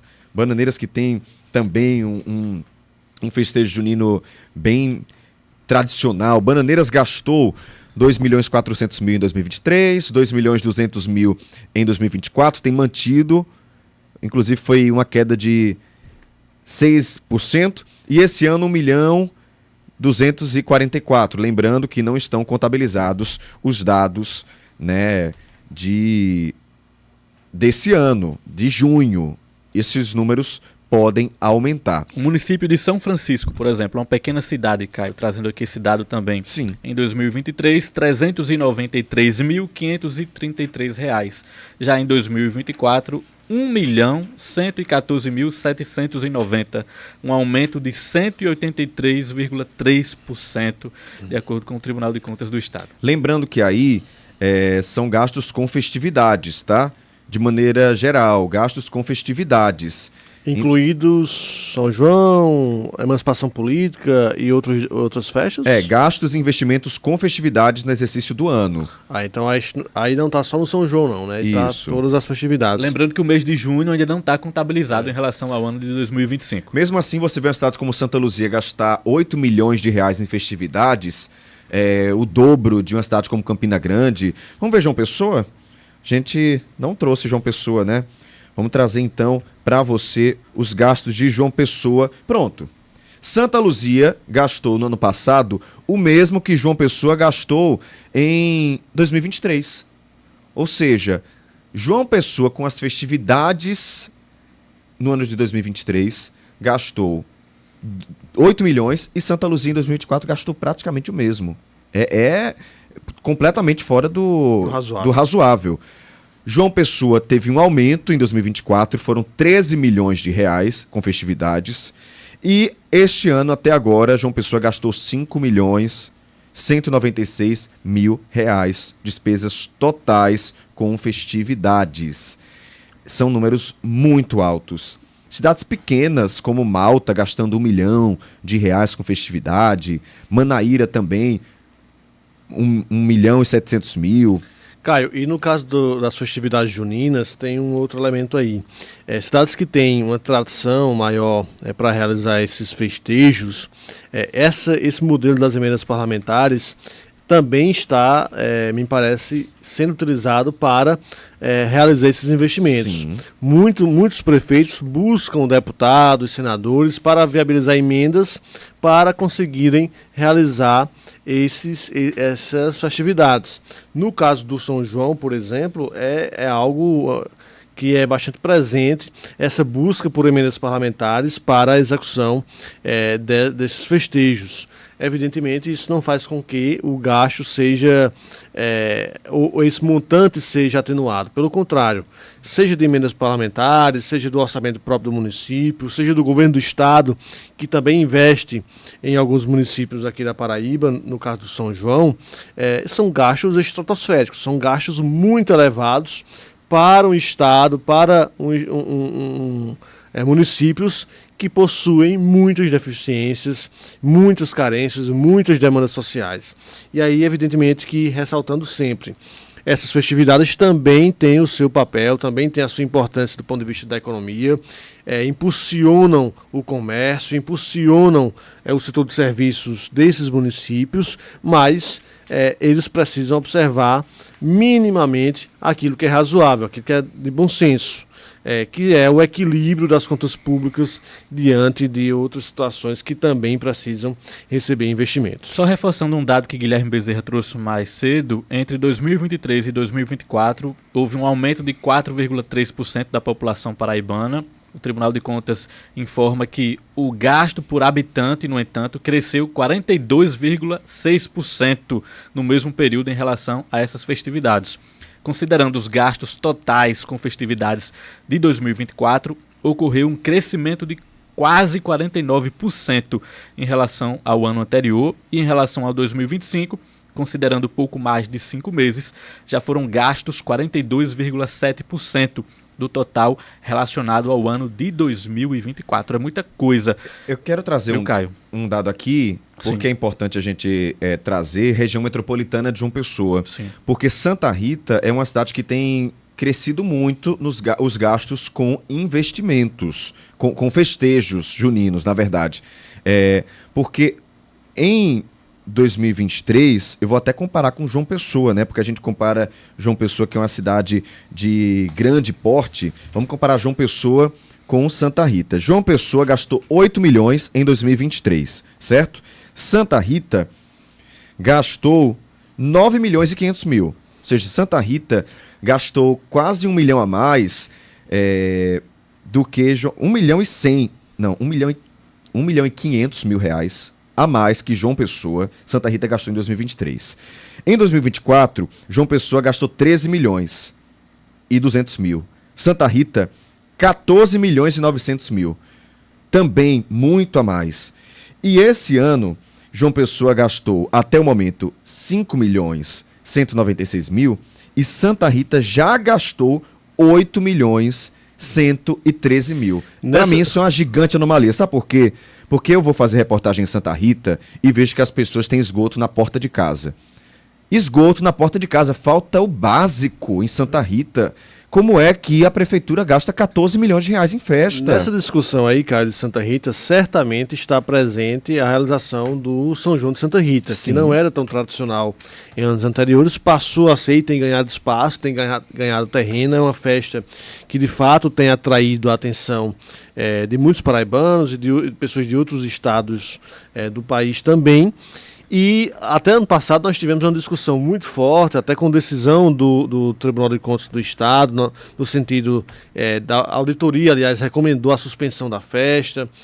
Tivemos uma discussão intensa sobre esses gastos excessivos. Eles foram mantidos ano passado e esse ano, certamente, da mesma forma, com a expansão do evento, também estão sendo mantidos.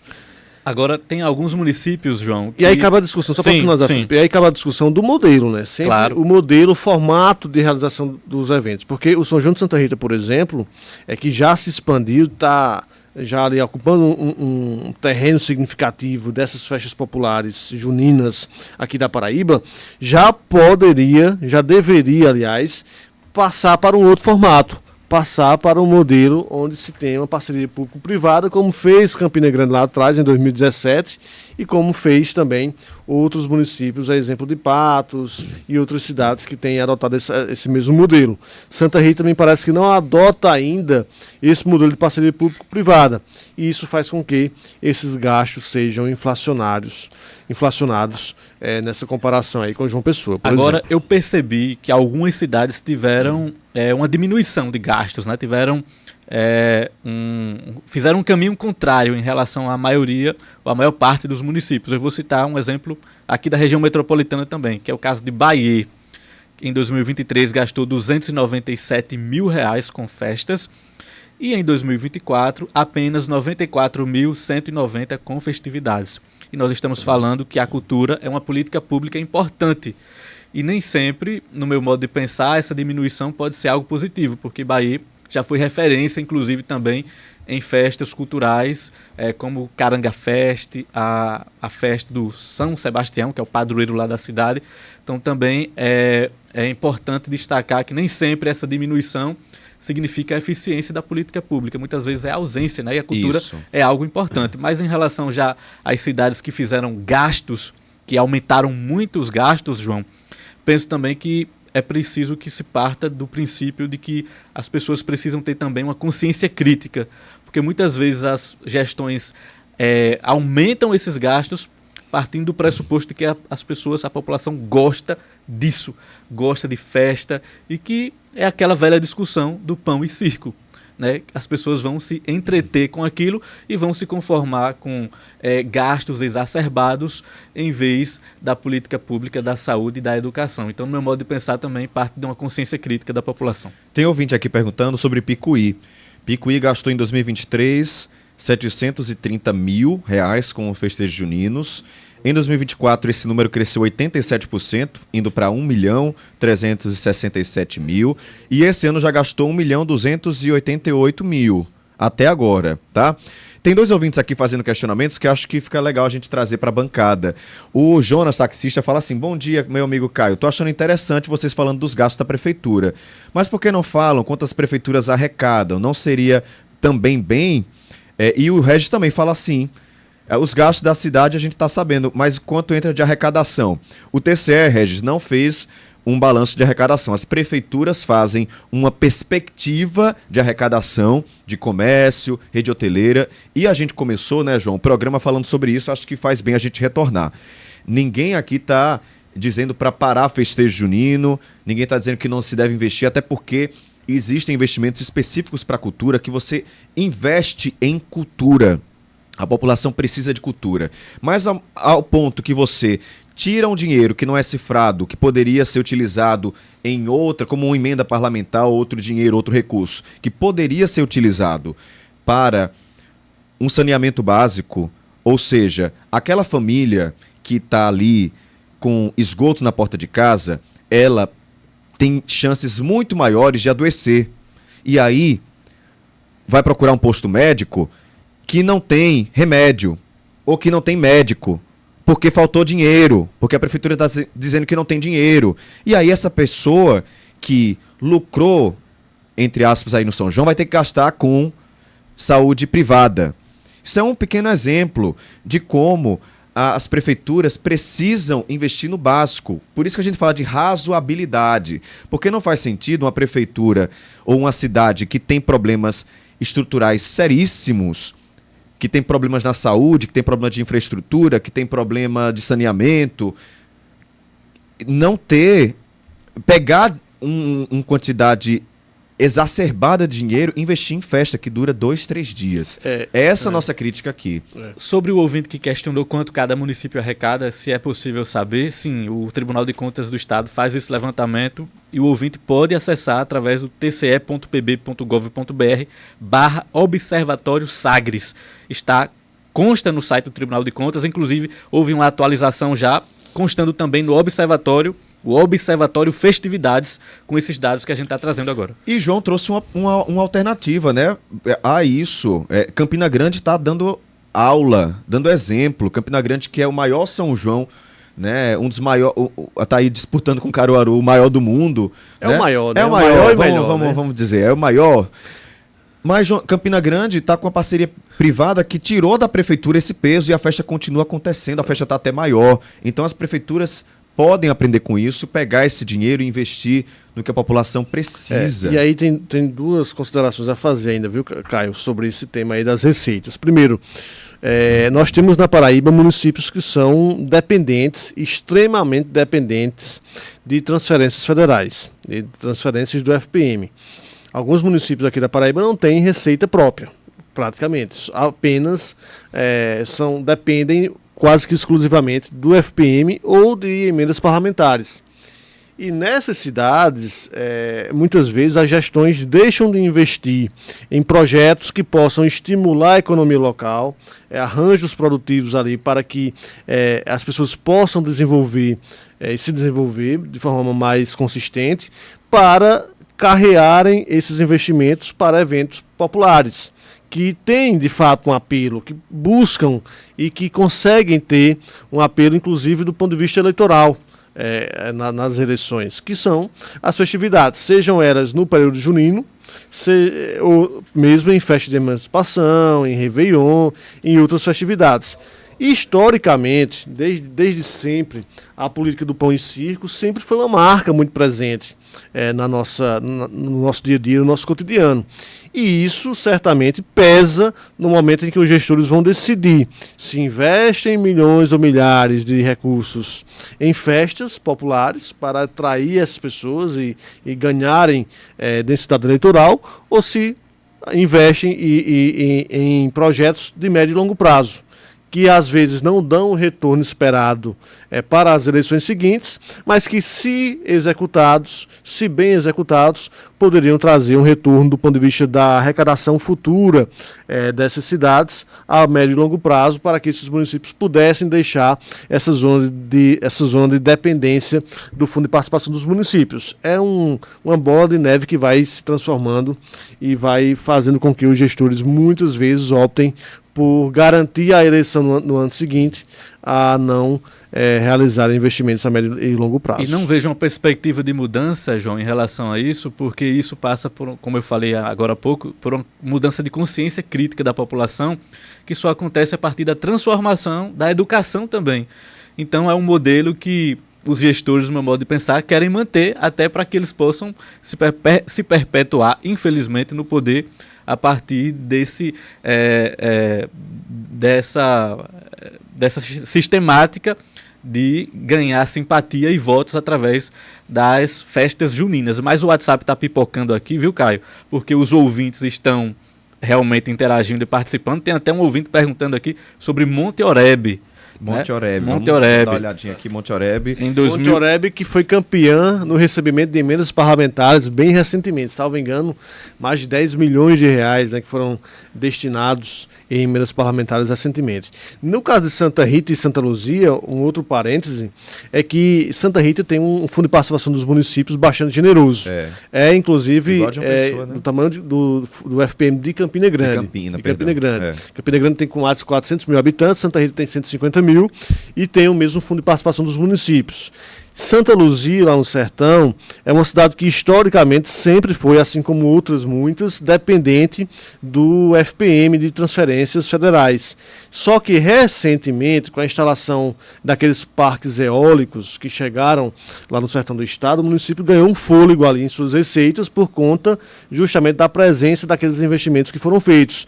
Talvez por isso tenha também esse fôlego a mais para fazer esses investimentos com festividades. O ouvinte lá de Monte Oreb fala que há uma expectativa de que esse ano o gasto vai ser de 1.300.000 e pede para relembrar como foram os anos anteriores. Em 2023... Você tem aí, né, Felipe? Pode dizer. Sim, em 2023 foram R$ 681.073 e em 2024 esse valor aumentou para R$ 773.336, um aumento aí de 13,5%, Caio. E esse ano, até o momento, tá, para esse ouvinte que tá aí prevendo 1.300.000, né? Isso. Até o momento, 482 mil, tá?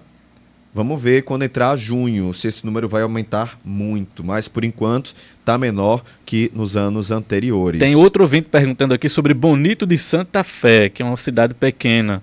Ele diz, Bonito de Santa Fé em 2023 gastou 368.758 e em 2024 esse valor subiu bastante, foi para 827.407, um aumento de 124%, Caio. Vamos para Várzea, cidade de João Paulo Medeiros. Cidade de João. Vamos para Várzea, vamos saber como é que Várzea está gastando o dinheiro com festividade. Várzea, 2023, R$961.000. 2024, 1.200.000. É muito dinheiro, viu? Crescimento aí de Várzea de um ano para o outro de 27%. Esse ano, 384 mil até o momento, viu, João? Ó, muitos ouvintes participando, a gente vai seguir acompanhando e trazendo o relatório, e daqui a pouco eu vou trazer informação de outro relatório que o Tribunal de Contas divulgou, que é gastos com contratação temporária. Vou te adiantar logo que grande parte dos municípios paraibanos passaram do limite de 30%, viu? E passaram muito. A gente vai trazer isso tem algum, já já. A pergunta não é nem essa, cara. A pergunta é se tem algum que está cumprindo essa resolução do Tribunal de Contas do Estado. A gente vai falar pouquíssimo. Agora, o que é mais lamentável, só para deixar uma reflexão final, é que eu visitei algumas festas, né? Pelo menos passei nesses dias, vi muitas pessoas se divertindo, cantando, curtindo os shows, e naquela hora ninguém está pensando sobre esses gastos, sobre a falta de saúde, sobre a falta de educação. E eu não acho que deveria pensar mesmo não, na hora do show. Mas quando passou a festa, que essas pessoas tenham uma consciência crítica, né, para que essa situação mude. Perfeito. São 10h31, a gente volta depois do Repórter CBN. Repórter CBN.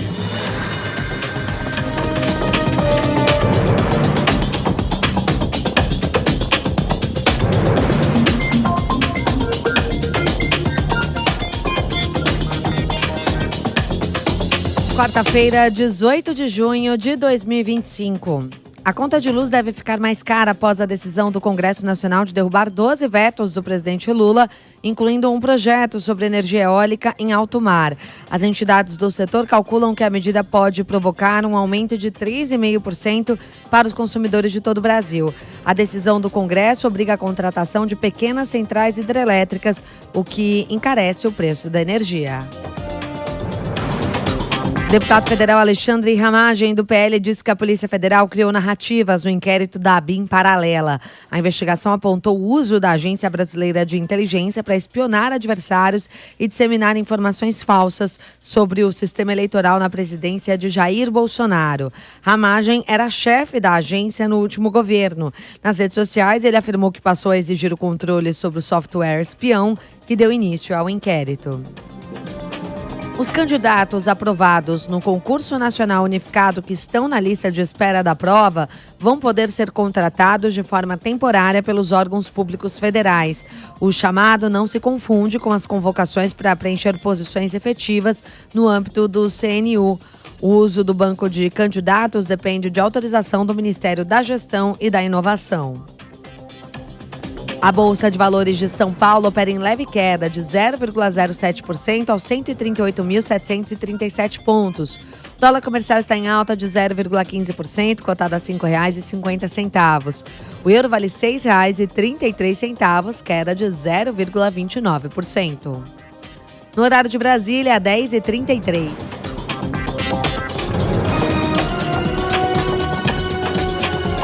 Repórter CBN. As principais notícias do dia, a cada meia hora.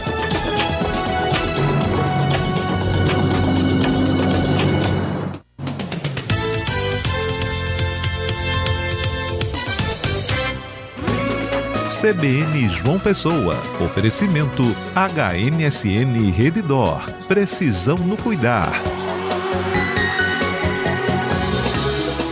O coração não aceita incertezas. Ele exige precisão. Por isso, na cardiologia do Hospital Nossa Senhora das Neves, Redditor, cada diagnóstico, cada exame, cada batimento é acompanhado pelos olhos e mãos dos melhores cardiologistas. Com tecnologia de ponta, equipe renomada de excelência, cuidamos do que é vital para você, com precisão no cuidar. HNSN Redditor. Cuidar é nossa especialidade. São João da Nato Dion é com a BrisaNet, a internet líder em satisfação do Nordeste. E para começar, tem oferta que vai dar o que falar. 600 mega para todo mundo na sua casa se conectar. E ainda tem 3 meses grátis de Brisa Music, com mais de 130 milhões de músicas para você escutar. E o preço é pra virar freguês, só R$ 89,99 por mês. Vem pro São João da Nato Dion, vem pra BrisaNet. CBN João Pessoa. Oferecimento HNSN Redditor. Precisão no cuidar.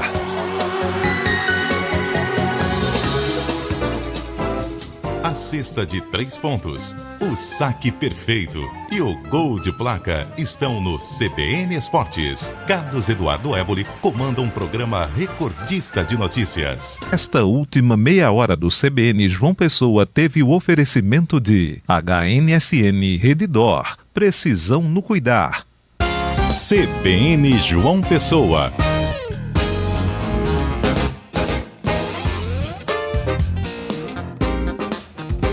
Dez horas 35 minutos. Estamos no Junho Violeta, mês de conscientização sobre violência contra a pessoa idosa.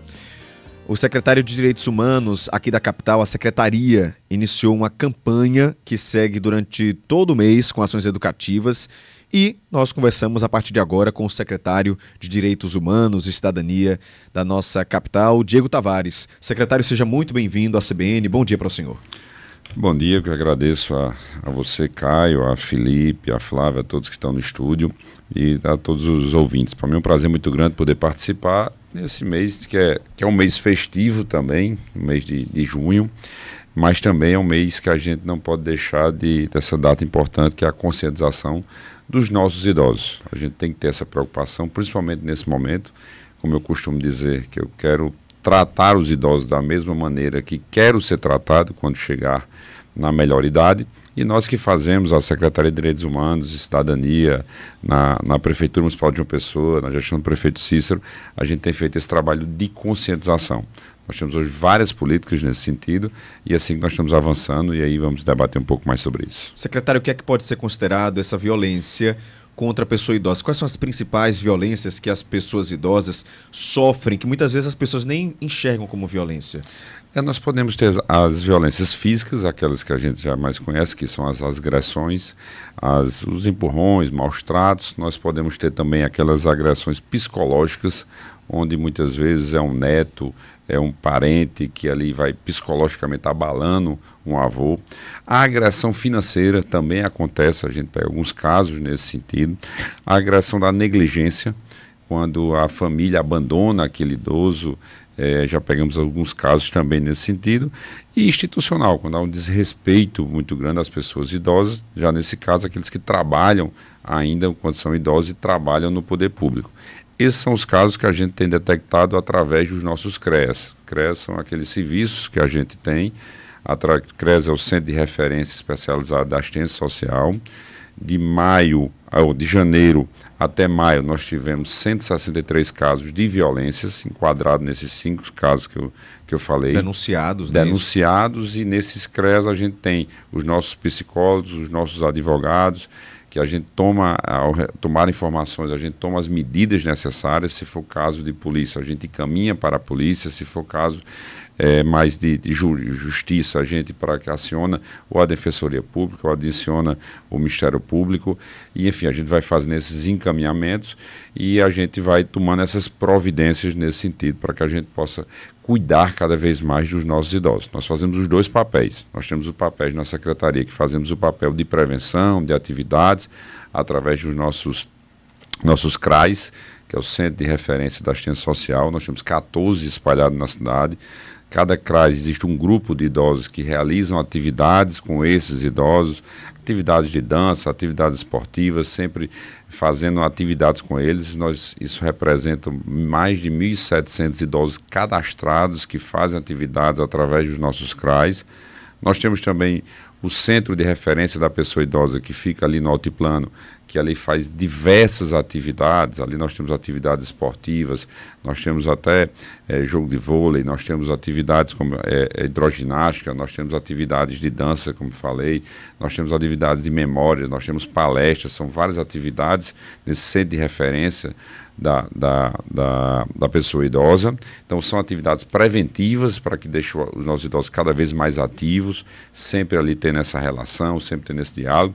Também através dessas atividades a gente detecta quando há uma violência, e quando acontece essa violência nós encaminhamos para os nossos CREAS. Nós temos 4 espalhados na cidade, e nossos CREAS, aí sim a gente toma as providências devidas quando acontece qualquer tipo de violência ou direito violado. Qual seria o caminho? Alguém que sabe que um vizinho ou suspeita que um vizinho está sendo violentado, idoso, ou conhece algum caso, liga para a polícia, vai no CREA, qual seria o caminho indicado? Nós temos aí 3 caminhos. Nós temos o caminho do CREAS, pode procurar um dos nossos 4 CREAS. São 4 CREAS espalhados. Ficam um em Jaguaribe, outro no centro da cidade, um ali próximo a Epitácio Pessoa, ali por trás, perto do Trauma. Certo. Por trás ali. Pedro Gondim ali. Pedro Gondim, tá certo? Por trás daquela agência ali na antiga delegacia ali. Certo. Na esquina ali. Ou então, um dos melhores caminhos, através do telefone. Através do telefone do município. 3213-6320.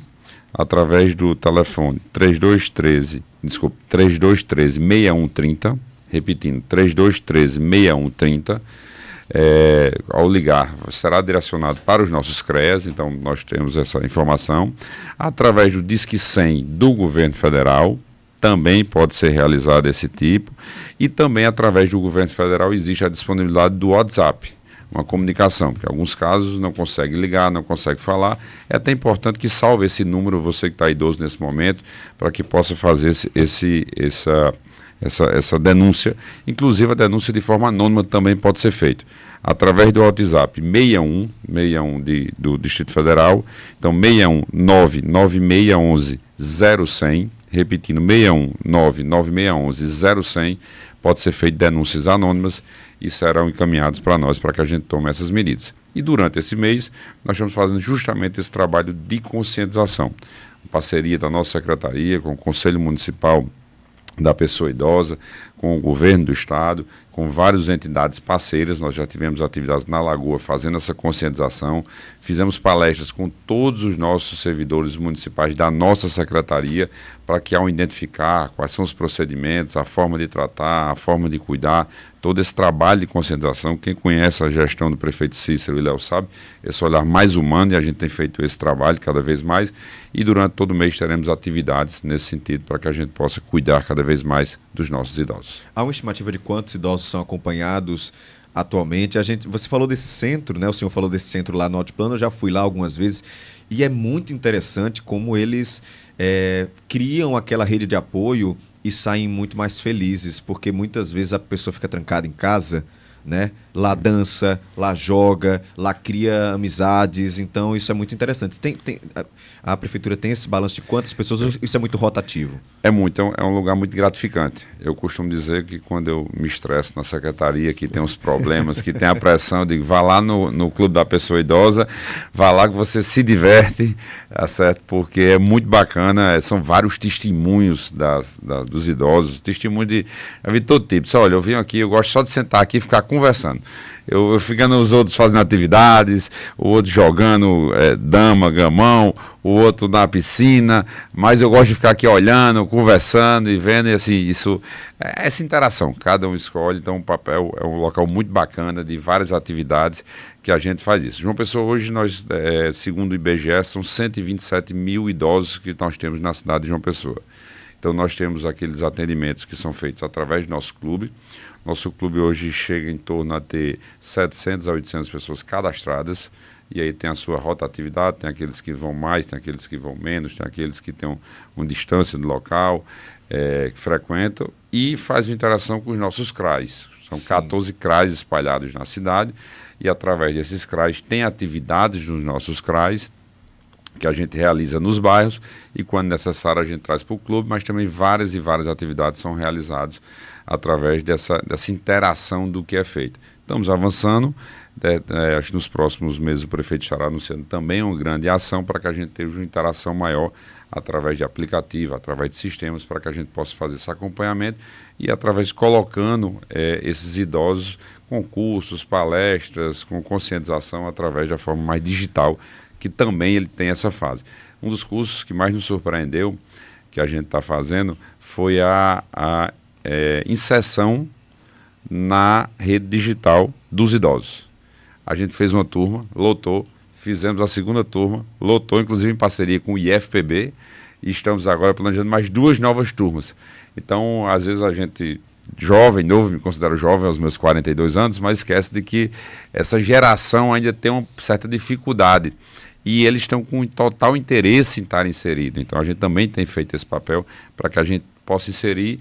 Após essa inclusão, nós também traremos um aplicativo, inserções, cursos, para que ele possa deixar cada vez mais ativo. Não necessariamente o cérebro, a atividade hoje dos idosos estão só na atividade física, mas sim através de um celular. Nosso público tem muita gente acima de 60, então tá ouvindo a gente agora, tem mais de 60 anos, ficou interessado em dançar, em jogar vôlei, em fazer uma aula de hidroginástica.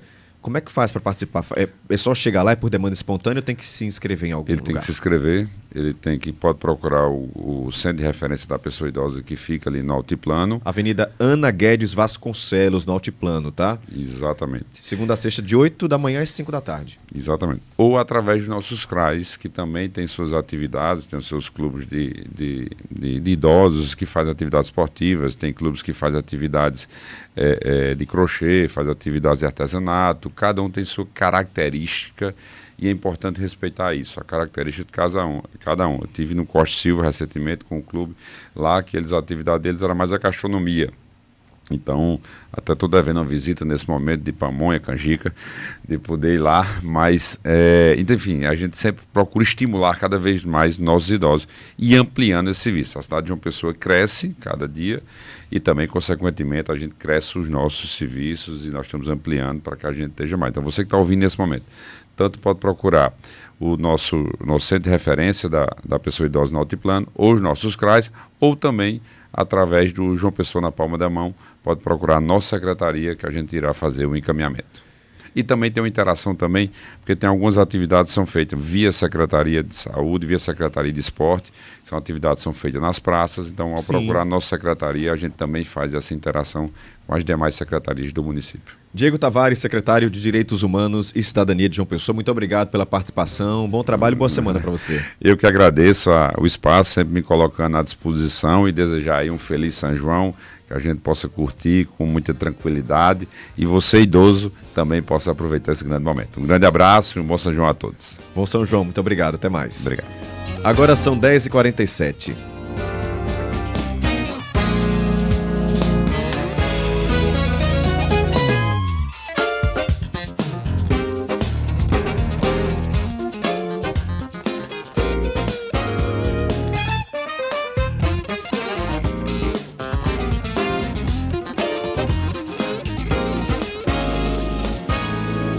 (10h47). Momento do Esporte.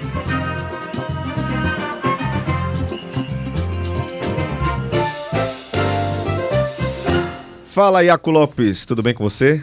Fala, Caio Ismael, tudo bem? Bom dia. Bom tudo dia. Certinho comigo e com você? Tudo certo por aqui também. Botafogo, tudo certo? Rapaz, tudo certo também não, né?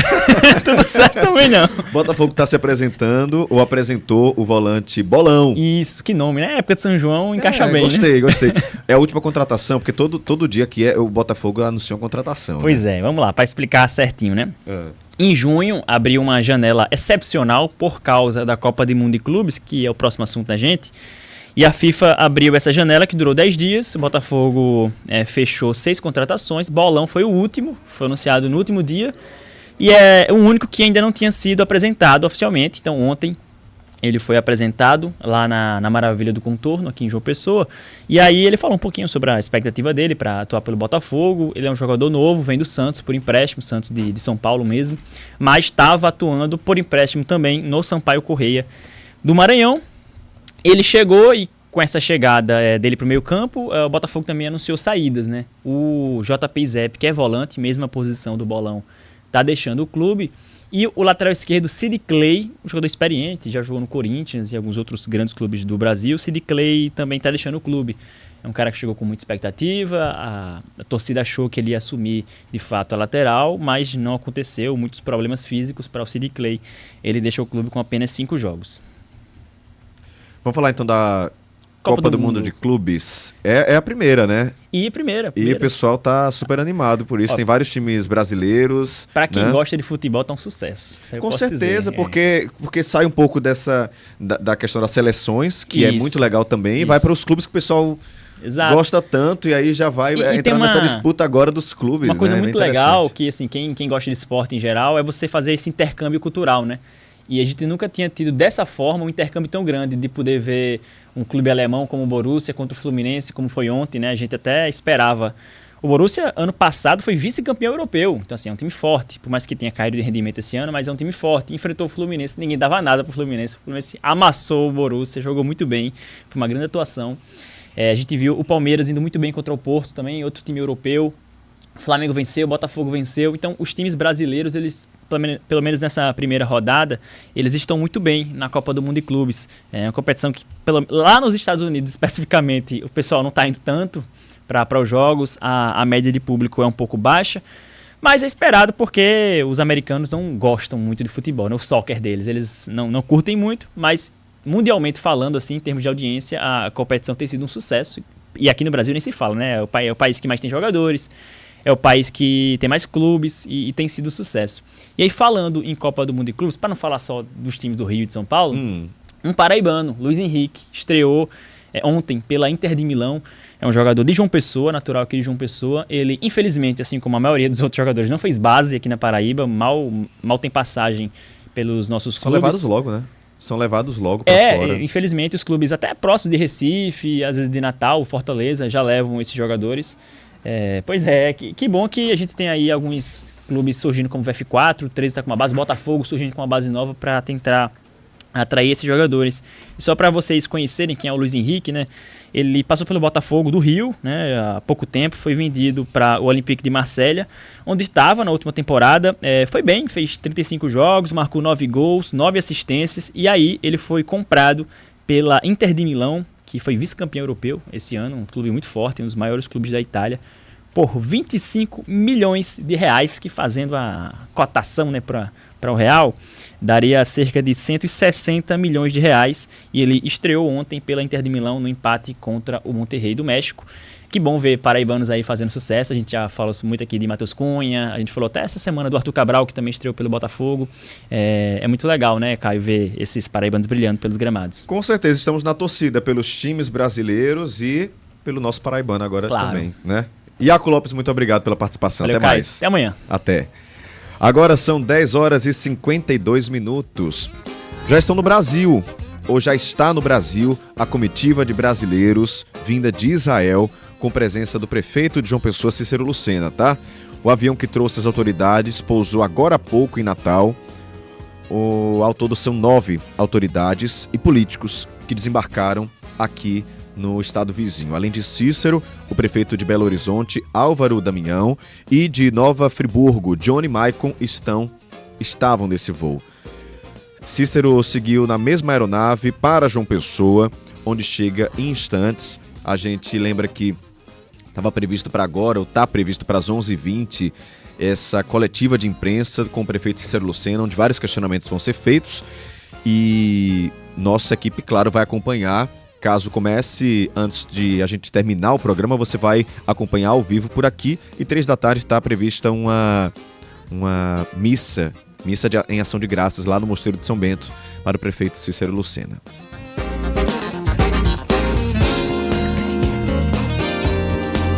Agora são 10h53. E amanhã, hein? É feriado ou não é? Todo ano é essa mesma dúvida, porque tem lugar que é feriado, tem lugar que não é feriado. Já tem ouvinte perguntando, Caio, vai ter programa amanhã? Vai ter programa amanhã. Quem vai explicar pra gente é Larissa Mendes, que tá aqui na nossa frente. Larissa, bom dia pra você. Bom dia, Caio. Bom dia aos ouvintes da Rádio CBN. Isso mesmo, amanhã é comemorado o dia de Corpus Christi, uma celebração católica, e para muita gente fica essa dúvida, é feriado ou não? Vou trabalhar ou fico em casa? E eu fui atrás de respostas, hein? Conversei com um advogado trabalhista, Marcel Nunes, e ele explicou que aqui na capital, aqui em João Pessoa, não é feriado. Mas, por exemplo, em Campina Grande é feriado. Ele detalhou mais sobre isso. Corpus Christi não é feriado nacional, certo? Não é considerado feriado nacional. Todavia, alguns municípios, através de lei, estabelecem que o Corpus Christi seja feriado. Aqui na Paraíba, por exemplo, a gente tem Campina Grande e Conde. Já João Pessoa não tem. Então, aqui em João Pessoa não é feriado. É ponto facultativo. Então, ou seja, tem CBN João Pessoa amanhã normal, hein, Larissa? Você vai estar aqui. Isso mesmo, vou estar aqui, o programa vai acontecer normalmente. Mas é importante que os trabalhadores e até mesmo os empregadores precisam ficar atentos a isso, né? Porque em algumas cidades é feriados, em outras não. E para quem for trabalhar nas cidades que for feriado, o empregador precisa dar uma folga compensatória ou precisa pagar em dobro esse dia que for trabalhado. Nos municípios em que for estabelecido por lei municipal que Corpus Christi é feriado, se houver trabalho nesses dias, o valor daquele dia que você recebe tem que ser pago em dobro, ou o patrão pode conceder uma folga compensatória daquele dia, certo? Mas, repito, só nos municípios em que for estabelecidos o feriado. Então é preciso realmente ficar muito atento. Ah, é feriado aqui na minha cidade, mas a empresa vai estar aberta, vai funcionar. E se eu faltar? Se faltar, vai assinar um termo de conduta, vai assinar um termo de assumindo que faltou porque quis, e isso pode levar até uma demissão mais para frente, como explica o advogado.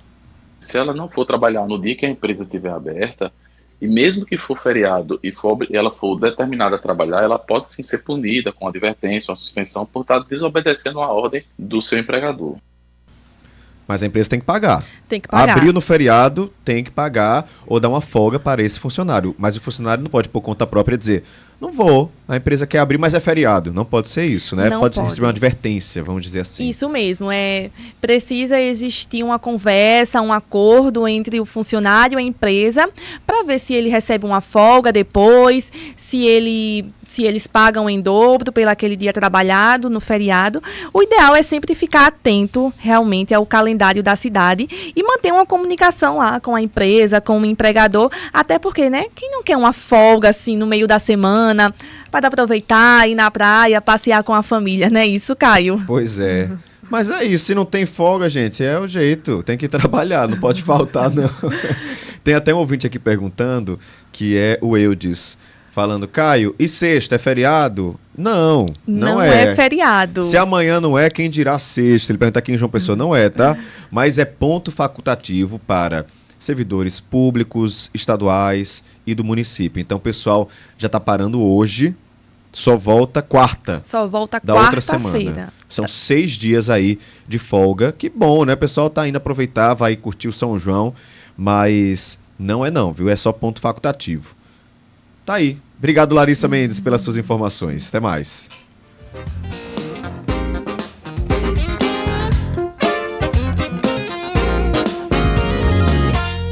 Dez horas 58 minutos. Daqui a pouco eu trago informação para você sobre aquele médico João Paulo Casado, que foi filmado agredindo sua ex-esposa na frente do filho em 2022. A gente traz informação porque esse médico foi ouvido pela justiça ontem e eu trago detalhes desse depoimento. Já te adianto que ele negou tudo, tá? Negou todas as acusações, mas os detalhes eu trago para você já já. Também vou falar para você que tá indo para Campina Grande ou que já foi, perdeu algo no Parque do Povo, perdeu algo lá no Pepeu. E aí? O que é que faz? Será que tem chance de achar? A gente explica o caminho. Tem achados e perdidos por lá, que nós vamos te dizer como você pode ter acesso a tudo que está por lá, tá? Todos esses itens que foram perdidos. Daqui a pouco eu converso também com você, ouvinte, porque tem muita gente participando. Tem a Eliana Alves aqui comentando nossa entrevista. Já já eu vou ler sua opinião, tá, Eliana? Tem também aqui o Araújo participando com a gente. O Wagner fazendo uma reclamação com relação à prefeitura. Já tô aqui anotando pra gente trazer essa informação pra você, tá? Então participa comigo, 981324088. Ainda dá tempo, você sabe, todo início de hora, toda abertura de hora a gente traz aqui suas mensagens, suas participações. Então tô te esperando. Manda mensagem pra gente. Também vai lá nos assistir no YouTube da CBN Paraíba, canal direto pra você também nos acompanhar, ver movimentação aqui no nosso estúdio. Antes do Repórter CBN, quero trazer informação do trânsito para você.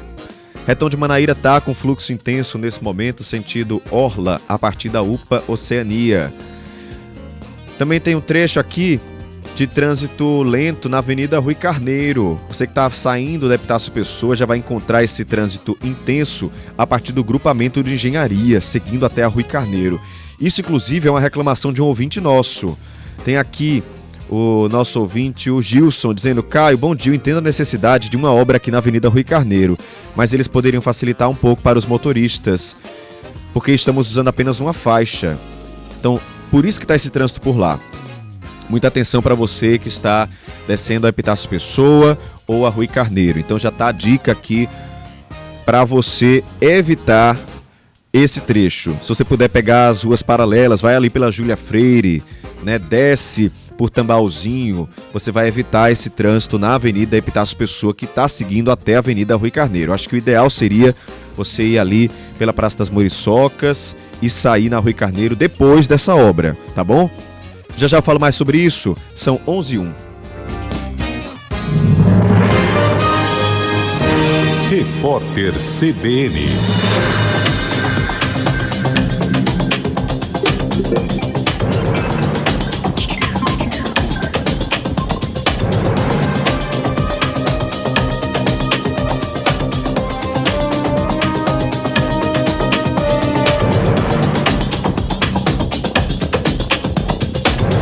Quarta-feira, 18 de junho de 2025. Cerca de 8 milhões de trabalhadores que aderiram ao saque aniversário do FGTS continuam a receber hoje o saldo acima de R$3 mil dos depósitos dos antigos empregadores.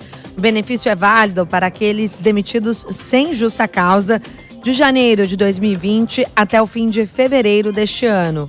Recebem o saldo os trabalhadores nascidos em maio, junho, julho e agosto. O Comitê de Política Monetária do Banco Central pode interromper hoje o ciclo de 6 aumentos seguidos da taxa Selic. Atualmente, o índice está em 14,75%, maior patamar em quase 20 anos. O Copom se reúne às 6 da tarde em Brasília. A taxa básica de juros da economia é o principal instrumento do BC para conter as pressões inflacionárias. A Embraer fechou acordos para a venda de 70 jatos comerciais durante o Paris Air Show, uma das principais feiras de aviação do mundo. Do total, 60 aeronaves do modelo E175 serão compradas pela companhia americana SkyWest. O contrato está avaliado em 3 bilhões e 600 milhões de dólares e prevê entregas a partir de 2027. As outras 10 unidades do modelo E195-E2 foram adquiridos pela sul-africana Airlink. O valor do acordo não foi divulgado. E o exército de Israel diz ter destruído o quartel-general de segurança interna do Irã. Segundo o ministro da Defesa israelense, jatos da Força Aérea destruíram as instalações iranianas. O militar disse que Israel vai continuar a danificar símbolos do governo e a atacar o regime dos ayatolás. No horário de Brasília, 11h03.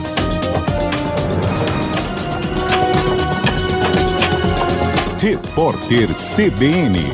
As principais notícias do dia, a cada meia hora.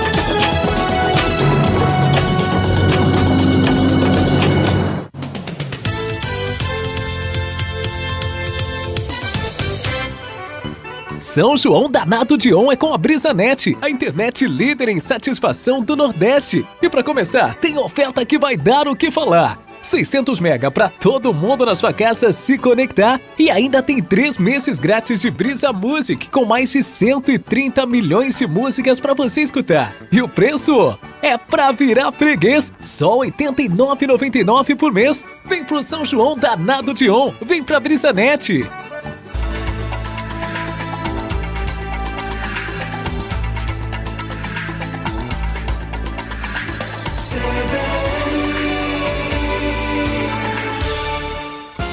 CBN João Pessoa. Apresentação: Caio Ismael.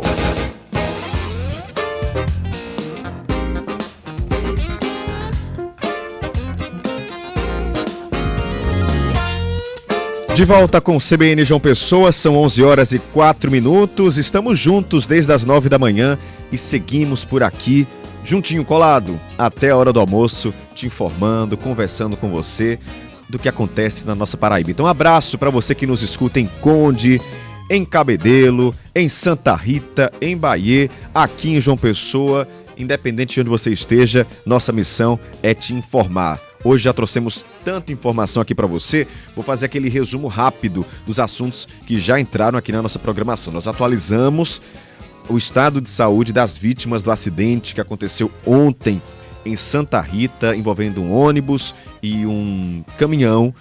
Uma pessoa morreu, 2 permanecem em estado grave, outras 7 foram levadas para hospitais particulares aqui de João Pessoa.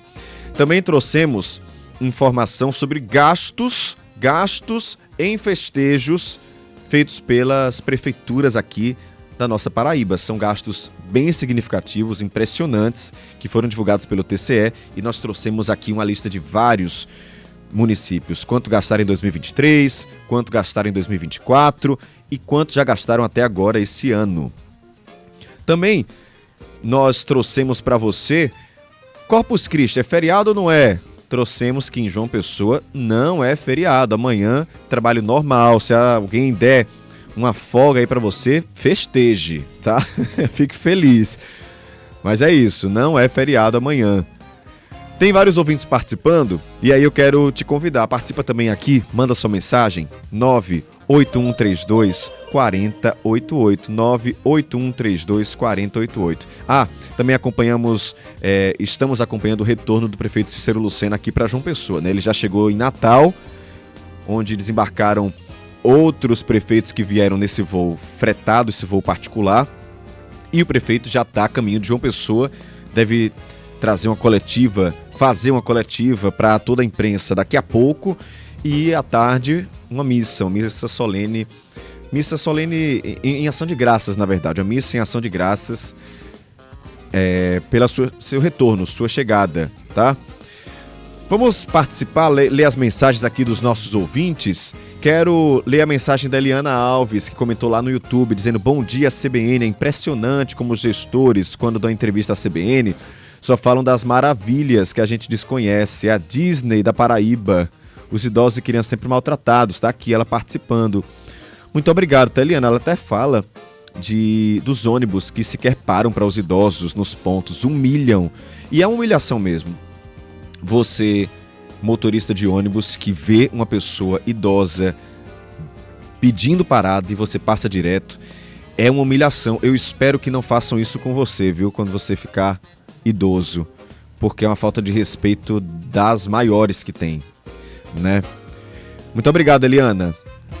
Odivaldo, o prefeito vai participar de uma missa em ação de graças e sobre prestação de contas, o dinheiro público que foi gasto nessa viagem para Israel e qual o propósito da viagem. Odivaldo, ele vai fazer uma coletiva de imprensa, como eu disse agora, estava marcado para as 11h20, acho muito difícil, deve ser perto do meio-dia. E claro que vai ser questionado sobre isso.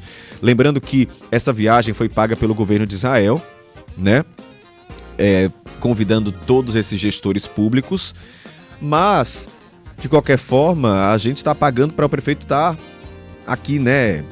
Também na sua função.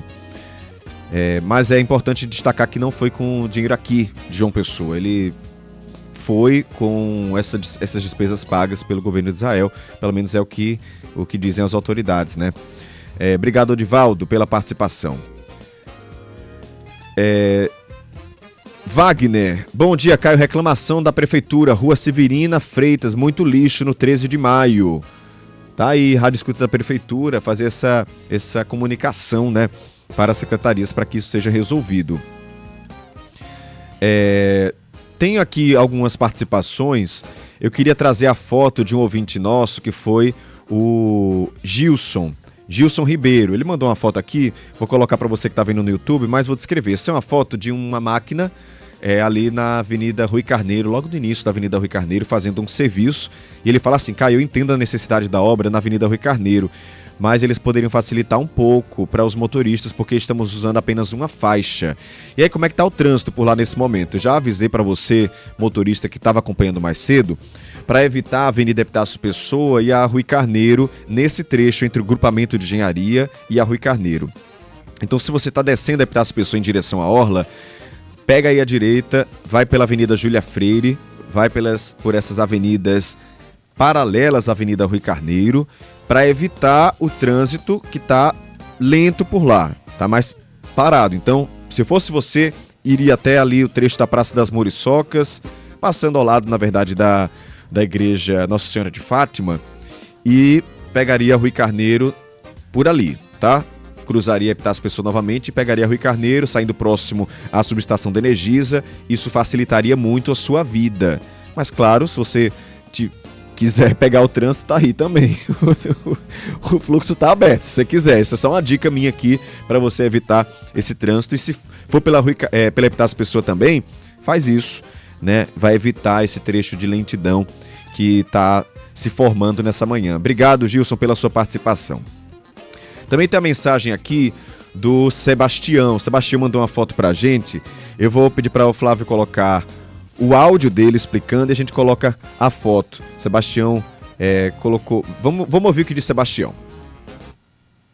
Bom dia a todos da bancada CBN, bom dia a todos os ouvintes. Eu queria fazer um registro, um apelo para a administração pública de Cabedelo em relação à rua Costa Bela Vista, em Ponta de Campina. É aquela rua do Festa Verão que dá de frente ao Comando Geral da Polícia Militar. É uma rua que já existe uma autorização para ser calçada, mas ninguém nunca tomou nenhuma providência. E quando chega nesses períodos de chuva, a rua, por natureza, já acumula muita lama. E ao invés de fazer o serviço que tem que ser feito, que é calçar a rua, fica se tomando medidas paliativas que só fazem piorar a situação, que é passar aqueles aterros, né, com trator, com a justificativa que vai melhorar a rua, mas só faz piorar. Então a rua fica com mais lama ainda, que fica uma coisa praticamente intransitável quando está chovendo, seja de carro, seja a pé, e gera um certo transtorno e um caos para os moradores daquela rua e também para as pessoas que trabalham ali. Tem muitas obras de construção civil sendo executadas naquela região, então são muitos trabalhadores que transitam naquela rua e fica realmente uma situação caótica para quem precisa passar naquela rua. Então peço uma atenção à administração pública de Cabedelo, que dê uma olhada realmente aí na rua Costa Bela Vista, em Ponta de Campina. Obrigado a todos. Tá aí, quem tá acompanhando pelo YouTube, tá vendo uma foto, é um lamaçal danado. Eu fico imaginando como é que se passa por um trecho assim.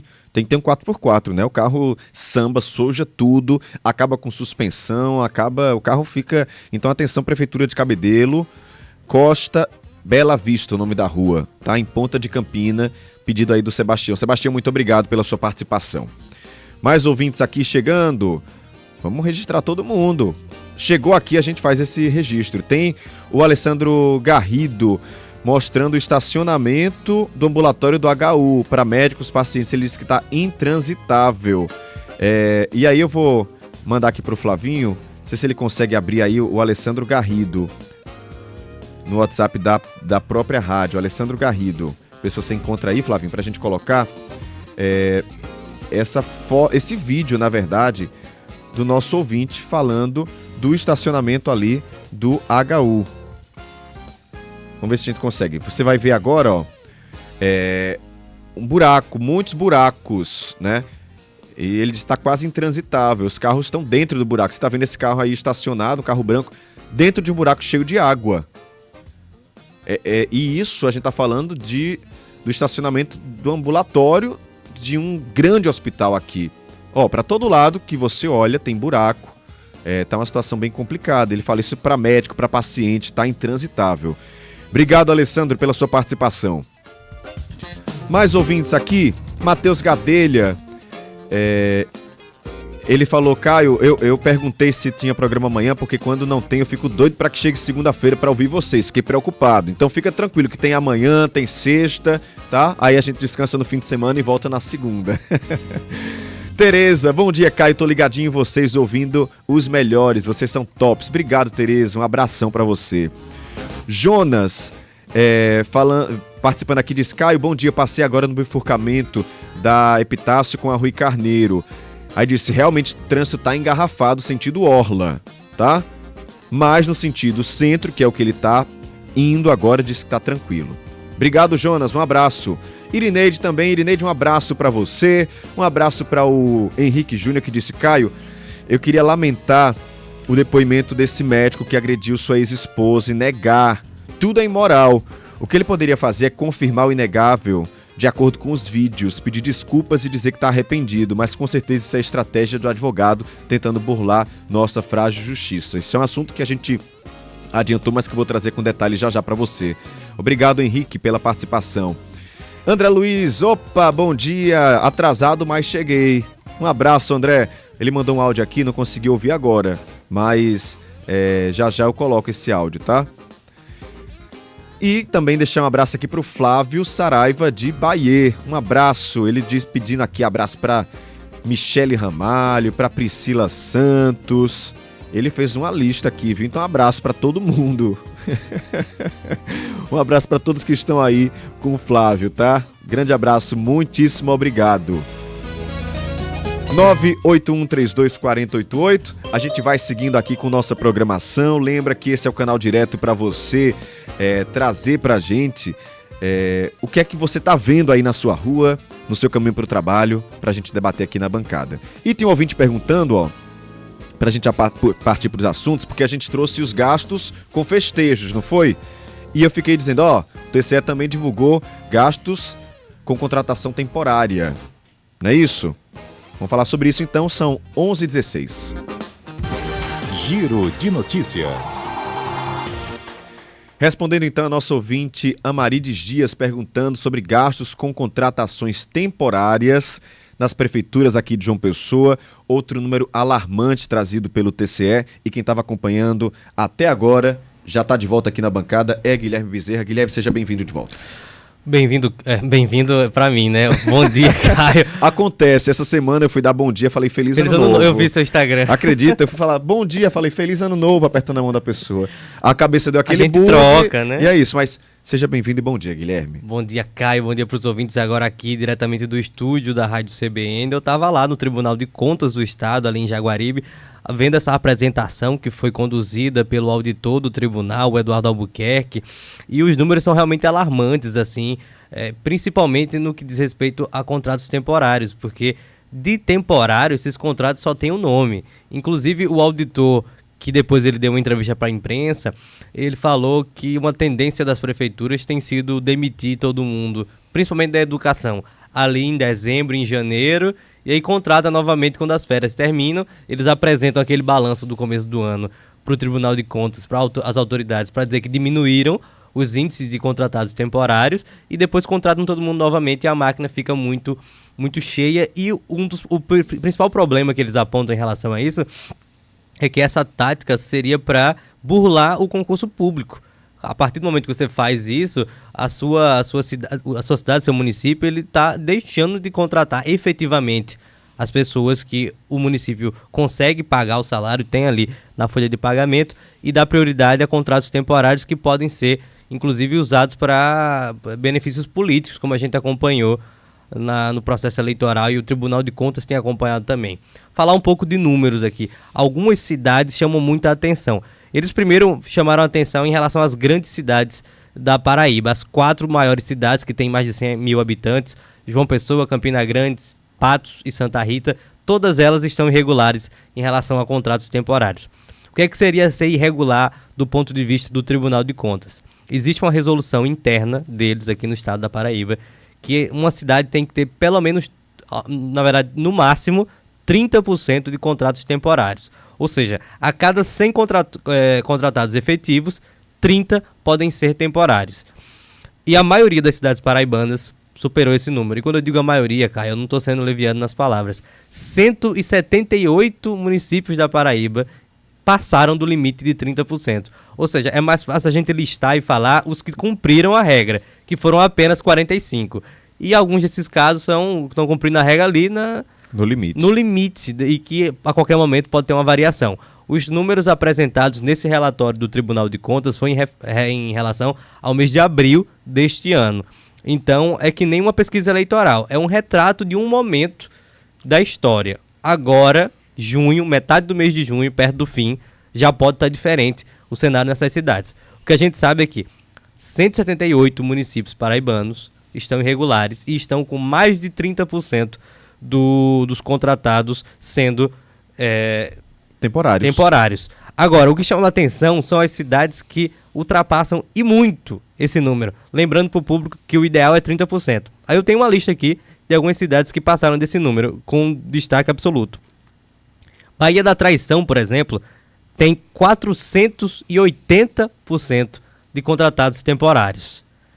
Cruz do Espírito Santo, aqui na região metropolitana, pertinho, tem 399% de contratos temporários. Elas são seguidas por Triunfo, São João do Rio do Peixe, Umbuzeiro, Pedras de Fogo, Bahia, aqui perto. Bahia está com quase 200% de pessoas contratadas de forma temporária na prefeitura, Ingá e Mogeiro. São números preocupantes e o Tribunal de Contas, na figura do presidente da corte, Fábio Nogueira, conversou com a gente depois da imprensa e ele falou o seguinte: o tribunal vai dar um basta nessa situação. Vamos ouvir o que o presidente falou.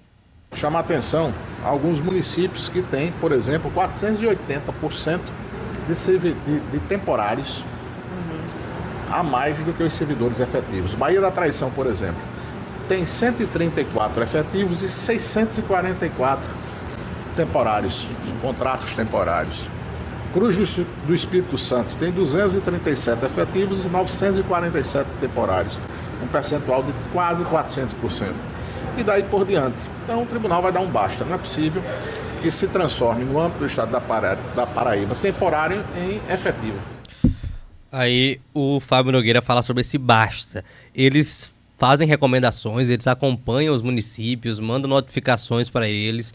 Caso haja descumprimento, eles podem fazer uma representação ao Ministério Público Federal e Eleitoral sobre esses casos, tanto dos festejos que a gente falou mais cedo, como das contratações temporárias. E esse tipo de prática, se for comprovado que está agindo de má fé, agindo para benefícios eleitorais, o gestor pode ser implicado em improbidade administrativa e ficar inelegível para as próximas eleições, por ser um crime eleitoral. Como a gente sabe que muitas vezes as contratações temporárias, elas são usadas para essa finalidade. Na maioria mesmo das vezes, eu diria, porque as prefeituras não conseguem explicar por que contratam tantas pessoas de forma excepcional e esses contratos duram tanto tempo, né? Eu sei que a população muitas vezes nem vai de encontro a isso, porque muitos são beneficiados. Sim. Mas se você parar para pensar, isso é uma ferramenta política eleitoral muito danosa para a sociedade, porque essas pessoas precisam ser contratadas de forma permanente, independente da gestão. Aí fica ali uma gestão utilizando esse artifício para ganhar eleição, para prender voto. Isso é algo muito delicado. O TCE está de olho, mas além de ficar de olho e apontar, tem que punir, né? Então essas prefeituras precisam ser punidas, já que a recomendação não está servindo, então tem que ser punido, tá? Guilherme, mais informação? Sim. Só para ressaltar um pouco aqui das regiões, porque se divide de acordo com o IBGE e também para o TCE, as regiões daqui do nosso estado. Então tem a região de João Pessoa, a região de Patos, a região de Campina Grande. A região de João Pessoa, por exemplo, ela está 81% fora desse padrão dos 30% que o TCE estabeleceu. Então é muito grave. Campina Grande não está atrás, Campina Grande está inclusive na frente, 84% de oscilação. A mais do que deveria, né? A mais do que deveria. Então é uma oscilação muito perigosa, como você falou.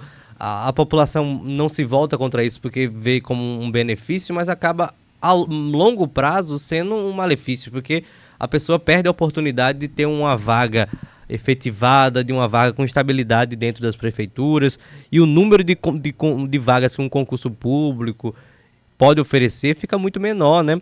Então, eles concluem com essas considerações e eles primeiro falam que tem aí uma intimação a esses municípios que estão irregulares. Eles têm um prazo de 30 dias para responder e aí eles têm que enviar de volta para o TCE um plano de como é que vão resolver essa situação.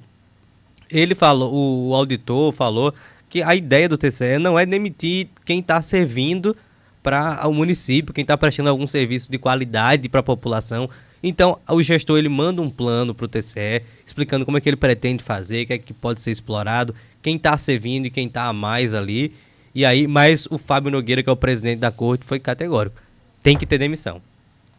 Obrigado, Guilherme Bezerra, pelas suas informações. Eu quero ler só o comentário de um ouvinte aqui, que é a Lili. Ela falando dos gastos, né, da prefeitura, gastos com festejos. Ela fala, Caio, esse comentário que você está fazendo sobre as prefeituras, aqui em Santa Rita é pior, porque gasta esse dinheiro com festa. Justamente a gente está falando sobre isso, né? Ela fala, gasta mais em festa do que em saúde, só Deus, porque eu botei um encaminhamento para psiquiatra para o meu filho. Gente, preste atenção como isso é sintomático, pessoal. É por isso que eu faço essas críticas. Em Santa Rita, essa ouvinte disse que colocou o encaminhamento para o filho para o psiquiatra. Ele tinha 15 anos. 15. Quando o encaminhamento chegou, o menino ia fazer 17. Nossa. Ou seja, estava ali com 15, completou 16, quando estava perto de completar 17, conseguiu um encaminhamento para um psiquiatra. Ele disse, no caso, ele está fazendo hoje 17 anos. Mas a consulta foi lá para o dia 28 do mês passado, então estava quase completando 17 mesmo. Pode ter sido ali no finzinho dos 15 e finzinho 16. Dos 16, um ano e pouquinho. Mas você imagina, a pessoa com 15 anos e fazer com quase 17 uma consulta com um psiquiatra, gente. Imagina coisa mais séria. Então assim, ela disse, acho que dá para entender, né? E aí, esse comentário dela, que não é um comentário, é uma experiência que ela viveu, só corrobora com os comentários que a gente tá fazendo. Sim. A prefeitura gastar 14 milhões com festejos.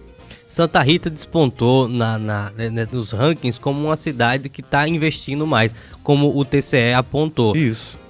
Tanto em 2024 como em 2025, Santa Rita aparece na lista das cidades que mais fizeram contratações voltadas para os festejos. E aí tem outro dado que a gente tem que explorar, se Santa Rita está na lista ou não, mas 32 cidades paraibanas só esse ano investiram mais em festa do que outros investimentos. E esse comentário da ouvinte, não sei se Santa Rita está nessa lista, mas com certeza é sintomático de uma situação que esses 32 municípios podem estar passando. Guilherme, muito obrigado, tá, pela sua participação. São 11 horas e 27 minutos. A Justiça da Paraíba ouviu o médico João Paulo Casado ontem. Ele que é acusado de agredir a ex-esposa na frente do filho em 2022 com essa ação gravada. O interrogatório do médico aconteceu por meio de videoconferência e ele negou todas as acusações, de acordo com a defesa do próprio investigado. O depoimento foi no último ato de instrução processual, estágio em que o próprio investigado e também testemunhas são ouvidas pela Justiça.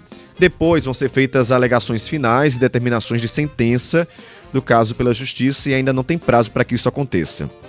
Em 2022, vocês devem lembrar, o médico João Paulo Casado era diretor técnico do Trauminha, foi investigado pela Polícia Civil por causa dessa agressão e, segundo a delegada da mulher, Paula Monalisa, vídeos da época mostram o médico agredindo a ex-companheira em pelo menos 2 ocasiões diferentes.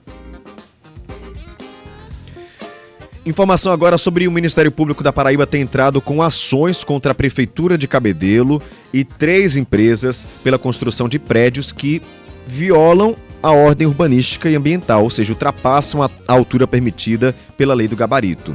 Essas ações foram ajuizadas e, de acordo com o responsável pelas ações, que é o 3º promotor de justiça de Cabedelo, Francisco Bergson, a construção dos prédios em desacordo com o ordenamento urbanístico é um dano para toda a sociedade, claro, né? Até o momento a prefeitura não se posicionou sobre essa ação, mas a gente precisa entender quem autorizou a ser construída acima da altura. E se a construtora construiu acima da altura sem a prefeitura saber, por que a prefeitura não fiscalizou? Então a prefeitura de Cabedelo tem aí que responder mesmo sobre o que está acontecendo, assim como a prefeitura de João Pessoa teve que responder e qualquer outra cidade da orla da capital que permita que isso aconteça.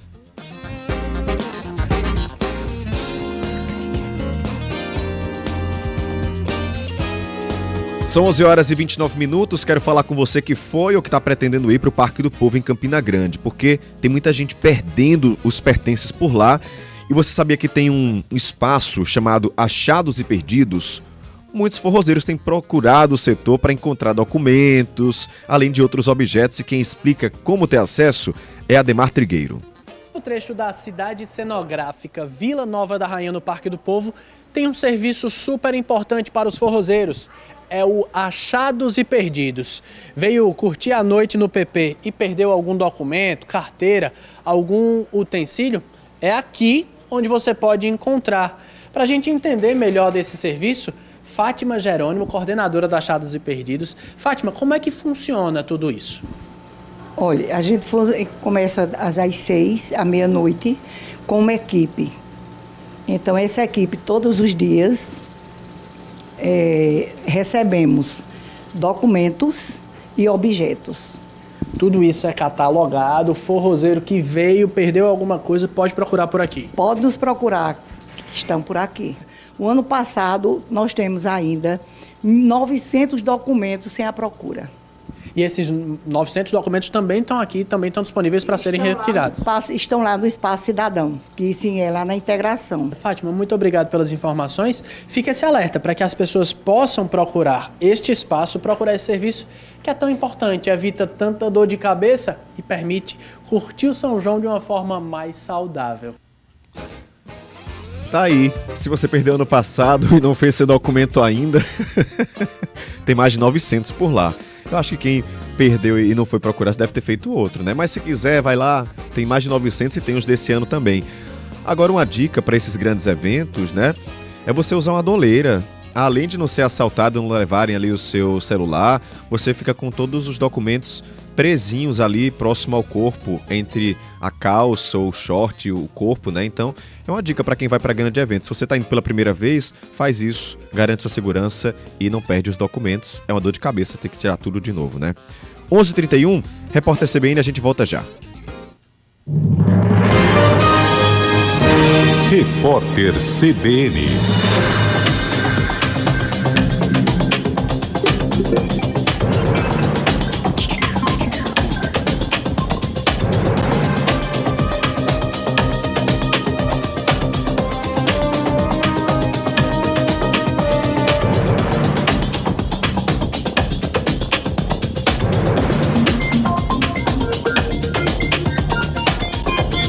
Quarta-feira, 18 de junho de 2025.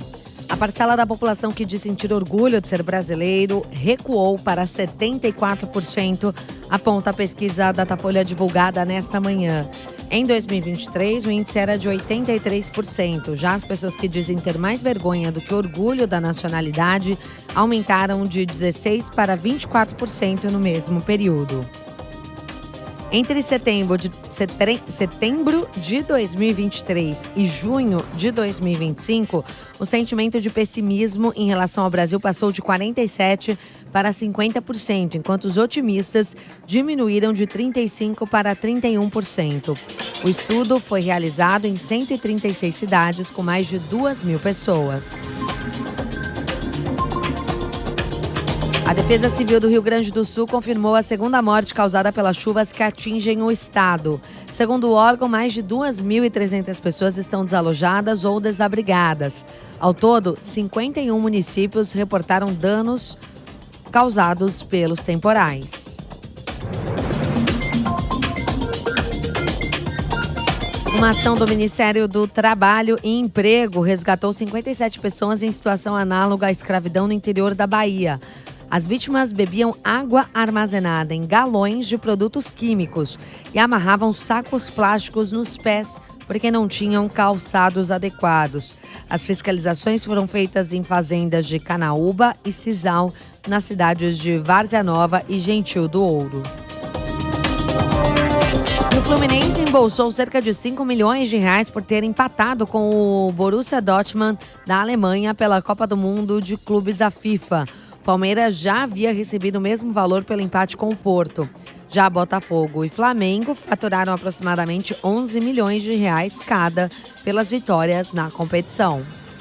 No horário de Brasília, 11h33.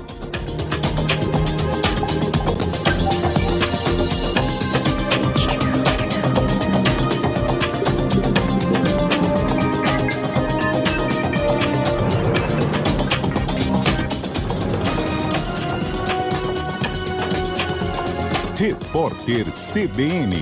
As principais notícias do dia, a cada meia hora.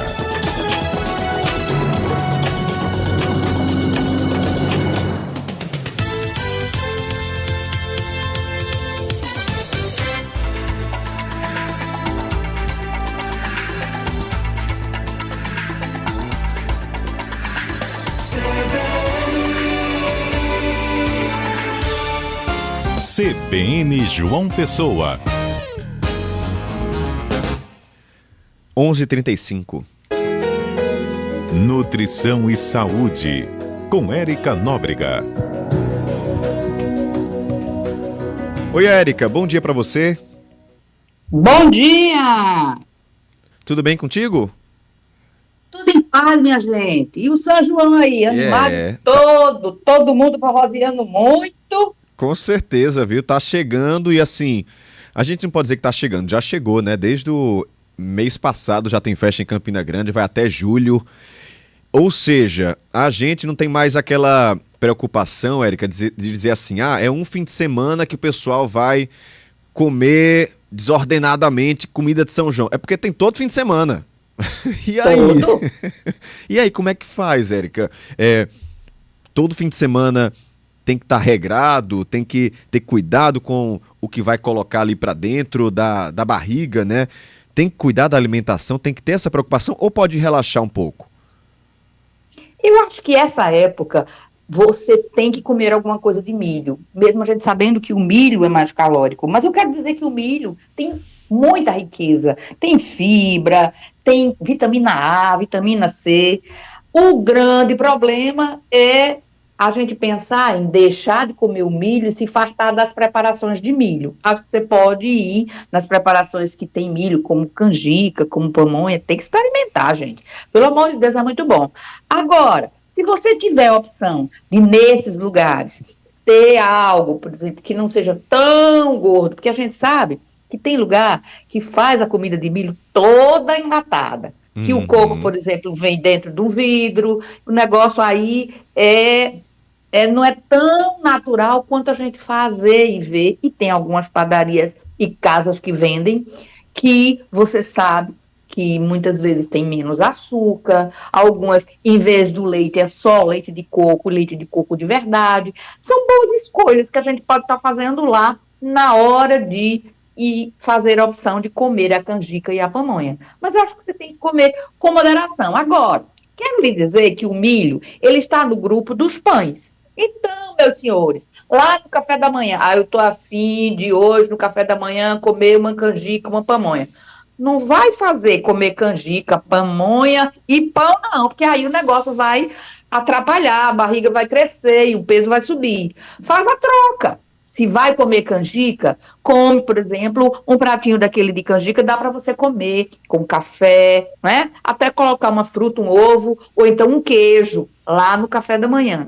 O problema, e a grande chave da história, é o equilíbrio. Você concorda, Caio, ou você está também fazendo isso como o povo? Come pão, bolacha, canjica, pamonha, tudo junto e misturado? Érica, desde que a gente começou a fazer essa coluna aqui, eu tenho mudado muito meus hábitos alimentares. Eu acho que eu me alimento bem, não sou aquele regradíssimo que anda com marmita para os lugares, não. Mas sempre eu tento escolher a melhor alimentação e balanceio. Eu acho que é importante balancear. A gente consegue comer as coisas que a gente gosta controladamente, né? E comer coisas saudáveis e começar a gostar de coisas saudáveis, tirar açúcar, acho que isso é importante.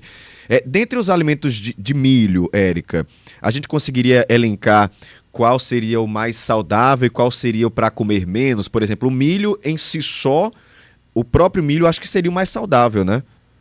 É verdade, o próprio milho seria a grande opção. Então você pode pensar em comer o milho cozido como opção, sabendo que ele está puro, né? Você só tem que saber se lá na rua que você come esse milho cozido, se você está comendo, não come em casa, a água, a panela, as condições todinhas que levaram para cozinhar esse milho, ela não vai te trazer doença, porque isso é importante, a gente tem que ser chato na hora que come fora de casa.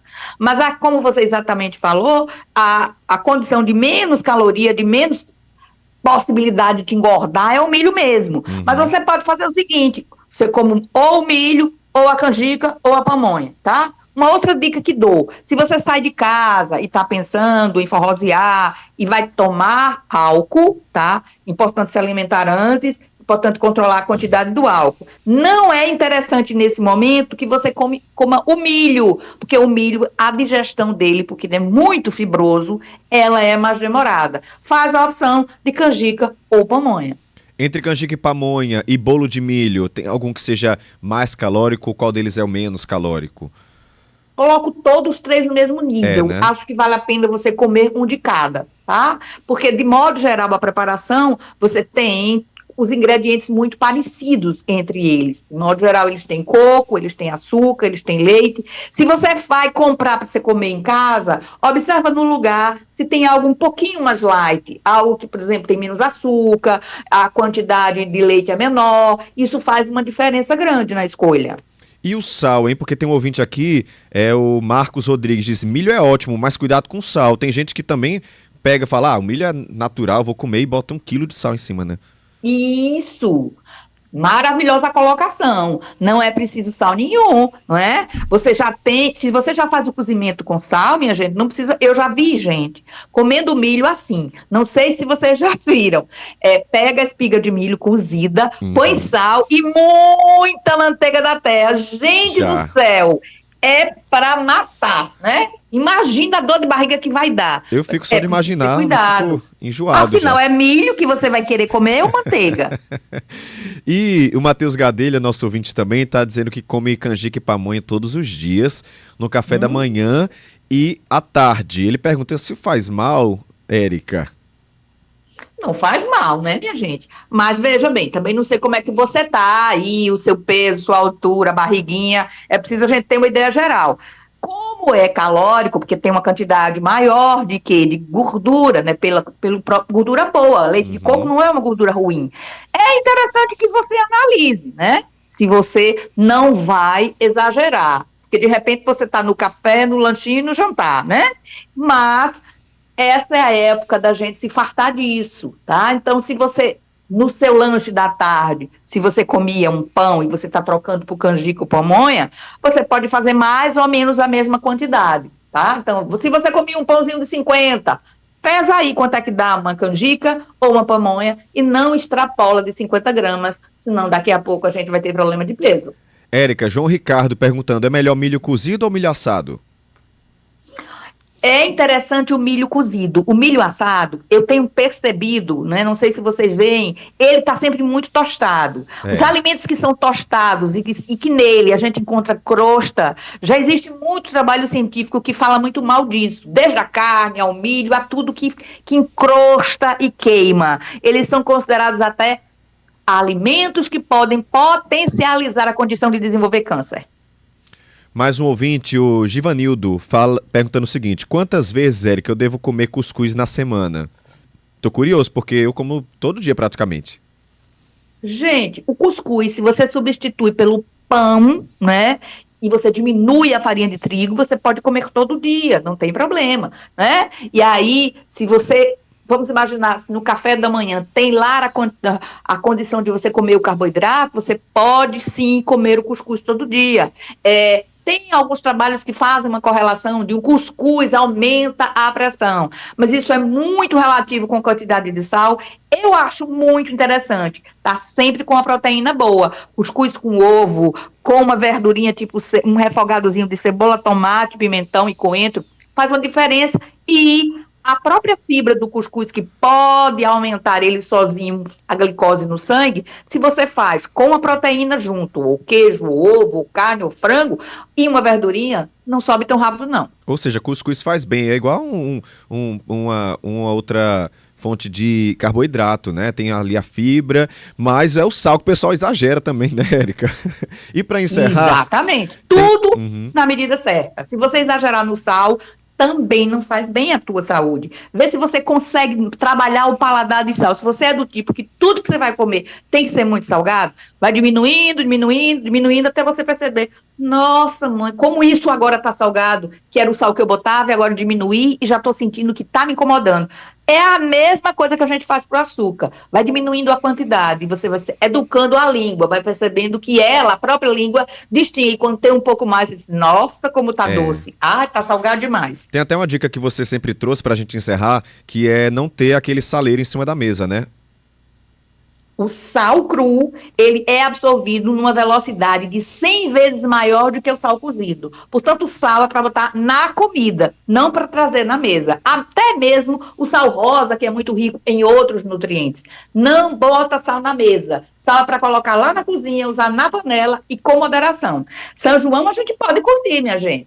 E é preciso comer a comida de milho para experimentar e valorizar na nossa região, e também ter controle, onde come, onde bebe, e moderar no álcool, que tem muita gente que não consegue segurar a mão.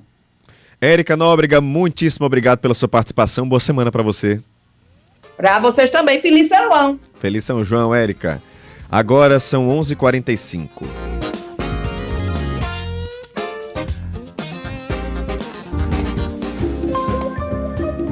CBN Economia, com Guilherme Bahia.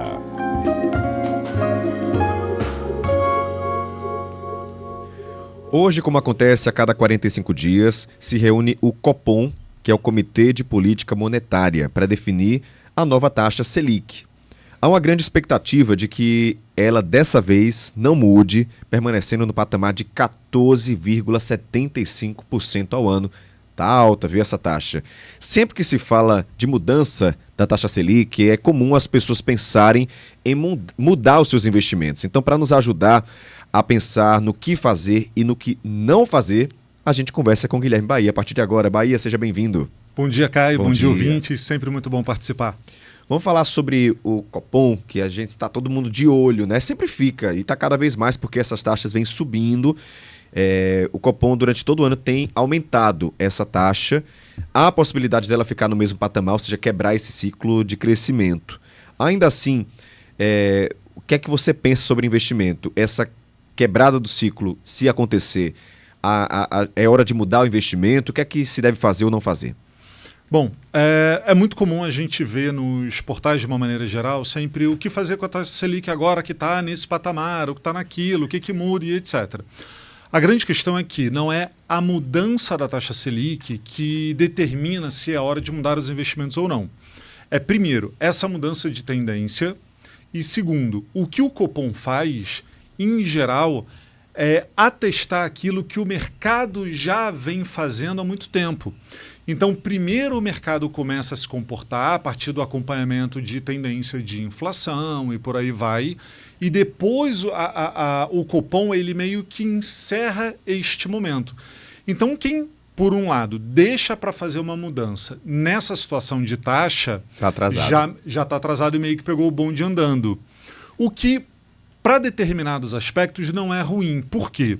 Tentar adivinhar os momentos do mercado é sempre muito danoso, nem os grandes especialistas recomendam. Ser um seguidor de tendência no mercado não é ruim também. Esperar que as coisas realmente aconteçam e se estabilizem é uma postura muito mais ponderada.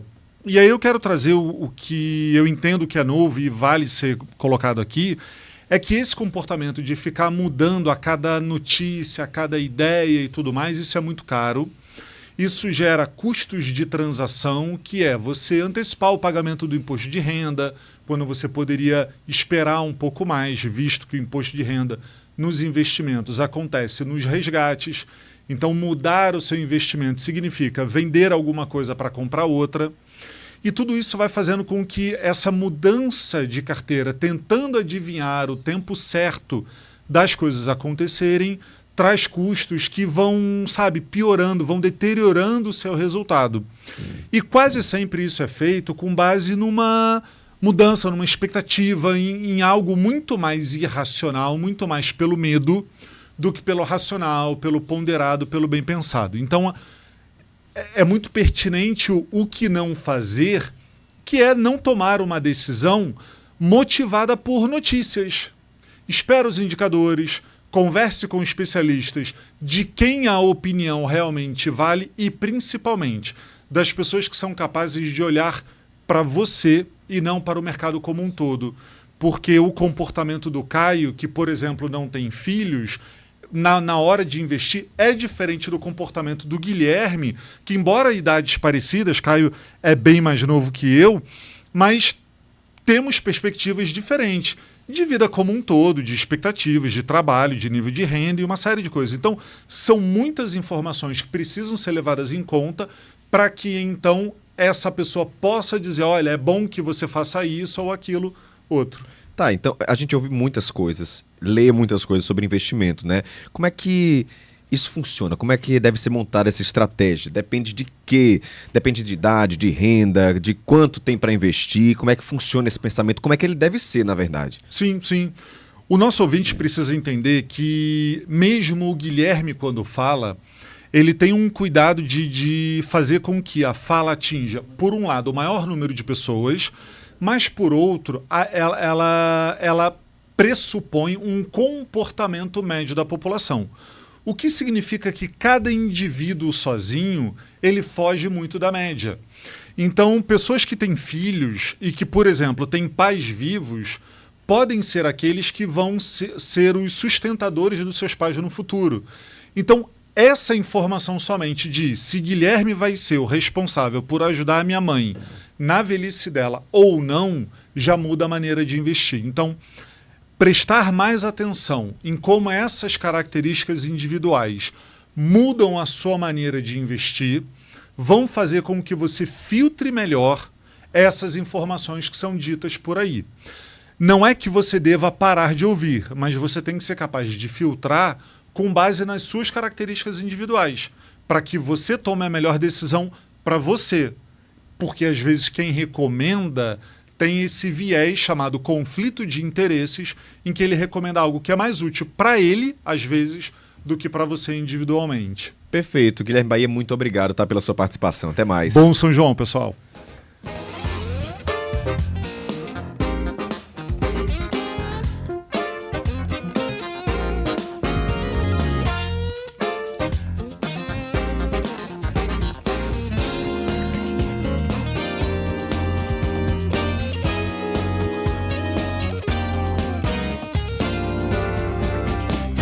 (11h51). Últimas da política. Felipe Nunes está de volta. O prefeito de João Pessoa já está aqui em João Pessoa, já está na nossa capital, Felipe? Sim, Caio. O prefeito de João Pessoa, Cícero Lucena, desembarcou, já está em João Pessoa e agora segue para um hotel aqui da capital, onde vai conceder daqui a alguns instantes uma coletiva à imprensa para falar aos pessoenses e à Paraíba sobre a viagem que fez a Israel, uma viagem na qual o prefeito tinha como objetivo tratar de assuntos voltados à segurança pública através de um convite feito pelo governo de Israel, mas houve essa surpresa da guerra com o Irã. O gestor, portanto, teve que preparar toda uma logística, através do Itamaraty para conseguir sair de Israel. O prefeito Cícero Lucena desembarcou no aeroporto de Natal por volta das 10 horas da manhã. A previsão inicial era que ele seguisse de carro aqui para João Pessoa, mas Cícero veio também de avião aqui para a capital da Paraíba e segue nesse momento para o hotel, onde vai conceder logo mais uma entrevista coletiva, justamente para explicar sobre essa viagem, os objetivos, o que ele conseguiu lá em Israel em relação à segurança pública, nessa discussão com outras autoridades aqui do país, mas também falar sobre esse momento, que ele vivenciou lá no Estado judeu. Quem está acompanhando a expectativa para o início dessa coletiva é João Paulo Medeiros, inclusive porque há militantes também, aliados de Cícero Lucena, que o aguardam nesse momento para a coletiva. Não é isso, João? Bom dia para você. Oi, Felipe, bom dia para você. Um ótimo dia também para todos os nossos ouvintes mais uma vez. Isso, estou aqui no Hotel Caiçara, onde todos estão aguardando a chegada do prefeito Cícero Lucena, desse retorno de Israel, como você falou, após participar desse evento que tratou da segurança pública com outros gestores, outros prefeitos e governadores brasileiros. Cícero ainda não chegou aqui ao local, por enquanto alguns aliados, alguns apoiadores também aguardando a chegada do prefeito, alguns vereadores e deputados estaduais. O deputado Hervásio Bezerra estava aqui presente do PSP, o vereador Marcos Vinícius, o vereador Zezinho do Botafogo, além de outros parlamentares que estão aqui também, suplentes, né, que estão aqui aguardando a chegada e o início dessa coletiva, onde o prefeito Cícero Lucena deverá falar sobre como foram esses dias de apreensão, né, e de medo, evidentemente, no território palestino por conta do conflito, mas também falará certamente sobre os resultados que irão ser obtidos a partir dessa visita que ele fez a Israel. Assim como também com dados sobre o custo, né? Quem custeou esse deslocamento, essa viagem, essa agenda dele, de Cícero Lucena, e também de outros políticos brasileiros que foram para Israel para participar desse evento. A expectativa aqui é grande, por enquanto não há ainda sinalização de chegada do prefeito Cícero Lucena aqui no hotel, mas assim que ele chegar, a gente vai estar acompanhando aqui na Rádio CBN. Felipe e Caio. Obrigado, João. Obrigado, João. Como eu disse, o prefeito chegou agora há pouco aqui em João Pessoa. Ele veio de avião de Natal para cá também, nesse voo com outras autoridades que também estavam lá em Israel, né, para discutir esse assunto da segurança pública. E o prefeito, além de falar sobre os objetivos da viagem, como foi essa discussão acerca da segurança lá em Natal, falará, como o João bem falou, sobre esse momento até angustiante relacionado à guerra lá no país judeu. O grupo de autoridades brasileiras estava nos arredores ali de Tel Aviv, desde o início da semana passada, e com o aumento da tensão com o Irã e o início dos bombardeios, decidiu articular essa operação para voltar o mais rápido possível. A saída aconteceu por via terrestre, pela Jordânia, até chegar na Arábia Saudita. Os gestores, incluindo Cícero, participavam de um fórum internacional destinado a gestores públicos e líderes de nações de língua portuguesa.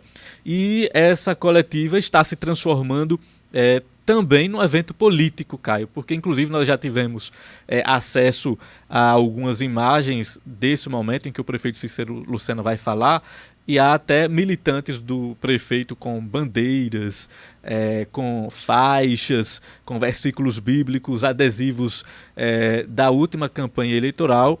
Certamente, além desses assuntos administrativos que são importantes e que deverão ser conduzidos, né, na declaração do prefeito Cícero Lucena, há um contexto político e os aliados querem também, de certa forma, explorar, porque esperam que o gestor se firme como um eventual nome para as eleições do próximo ano. E a gente, inclusive, tem, Caio, algumas imagens aí dessa coletiva. Acho que você pode até descrever também esse bastidor. A imagem aqui diz muito pouco, afinal não tem imagem ainda do prefeito Cícero Lucena, mas tem muita gente, né? Muita gente aqui na porta do hotel esperando, né, esses apoiadores do prefeito Cícero Lucena. A gente vê pessoas também com uma pessoa aqui nessa imagem com uma bandeira, com o prefeito Cícero Lucena, com número, né? Tem aqui outra foto com frases bíblicas, como você disse, né? E a imprensa. Tem uma foto aqui mostrando toda a imprensa nesse evento que foi montado, né? Tem até...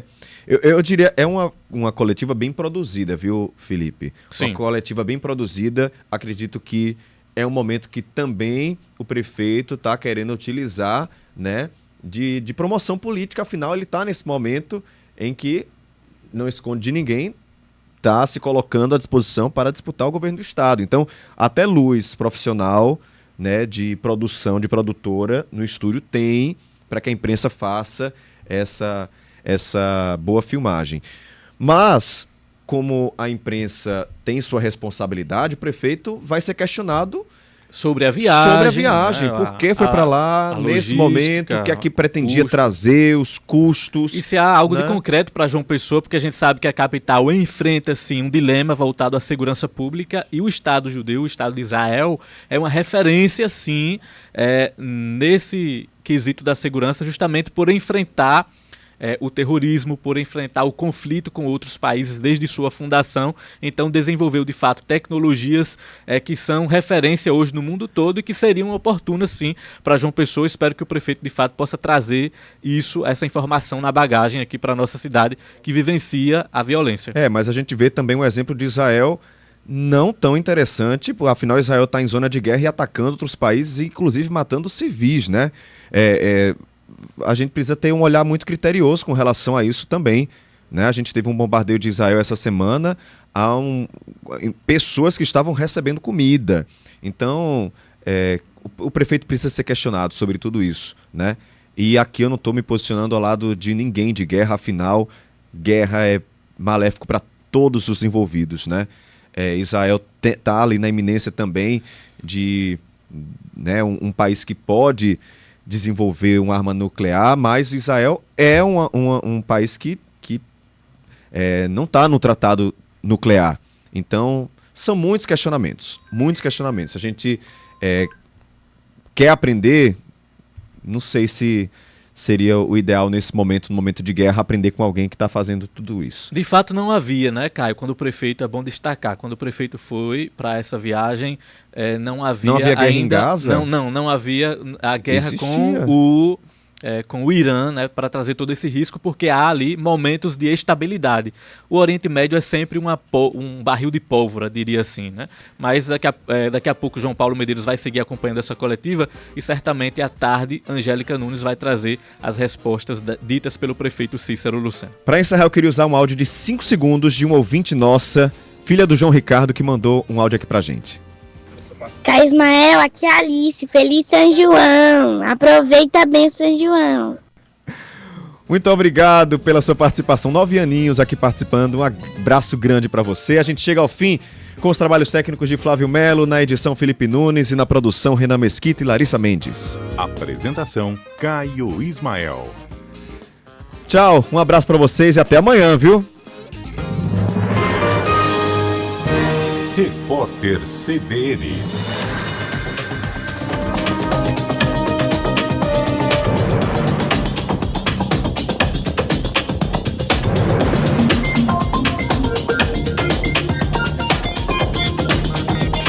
Quarta-feira, 18 de junho de 2025.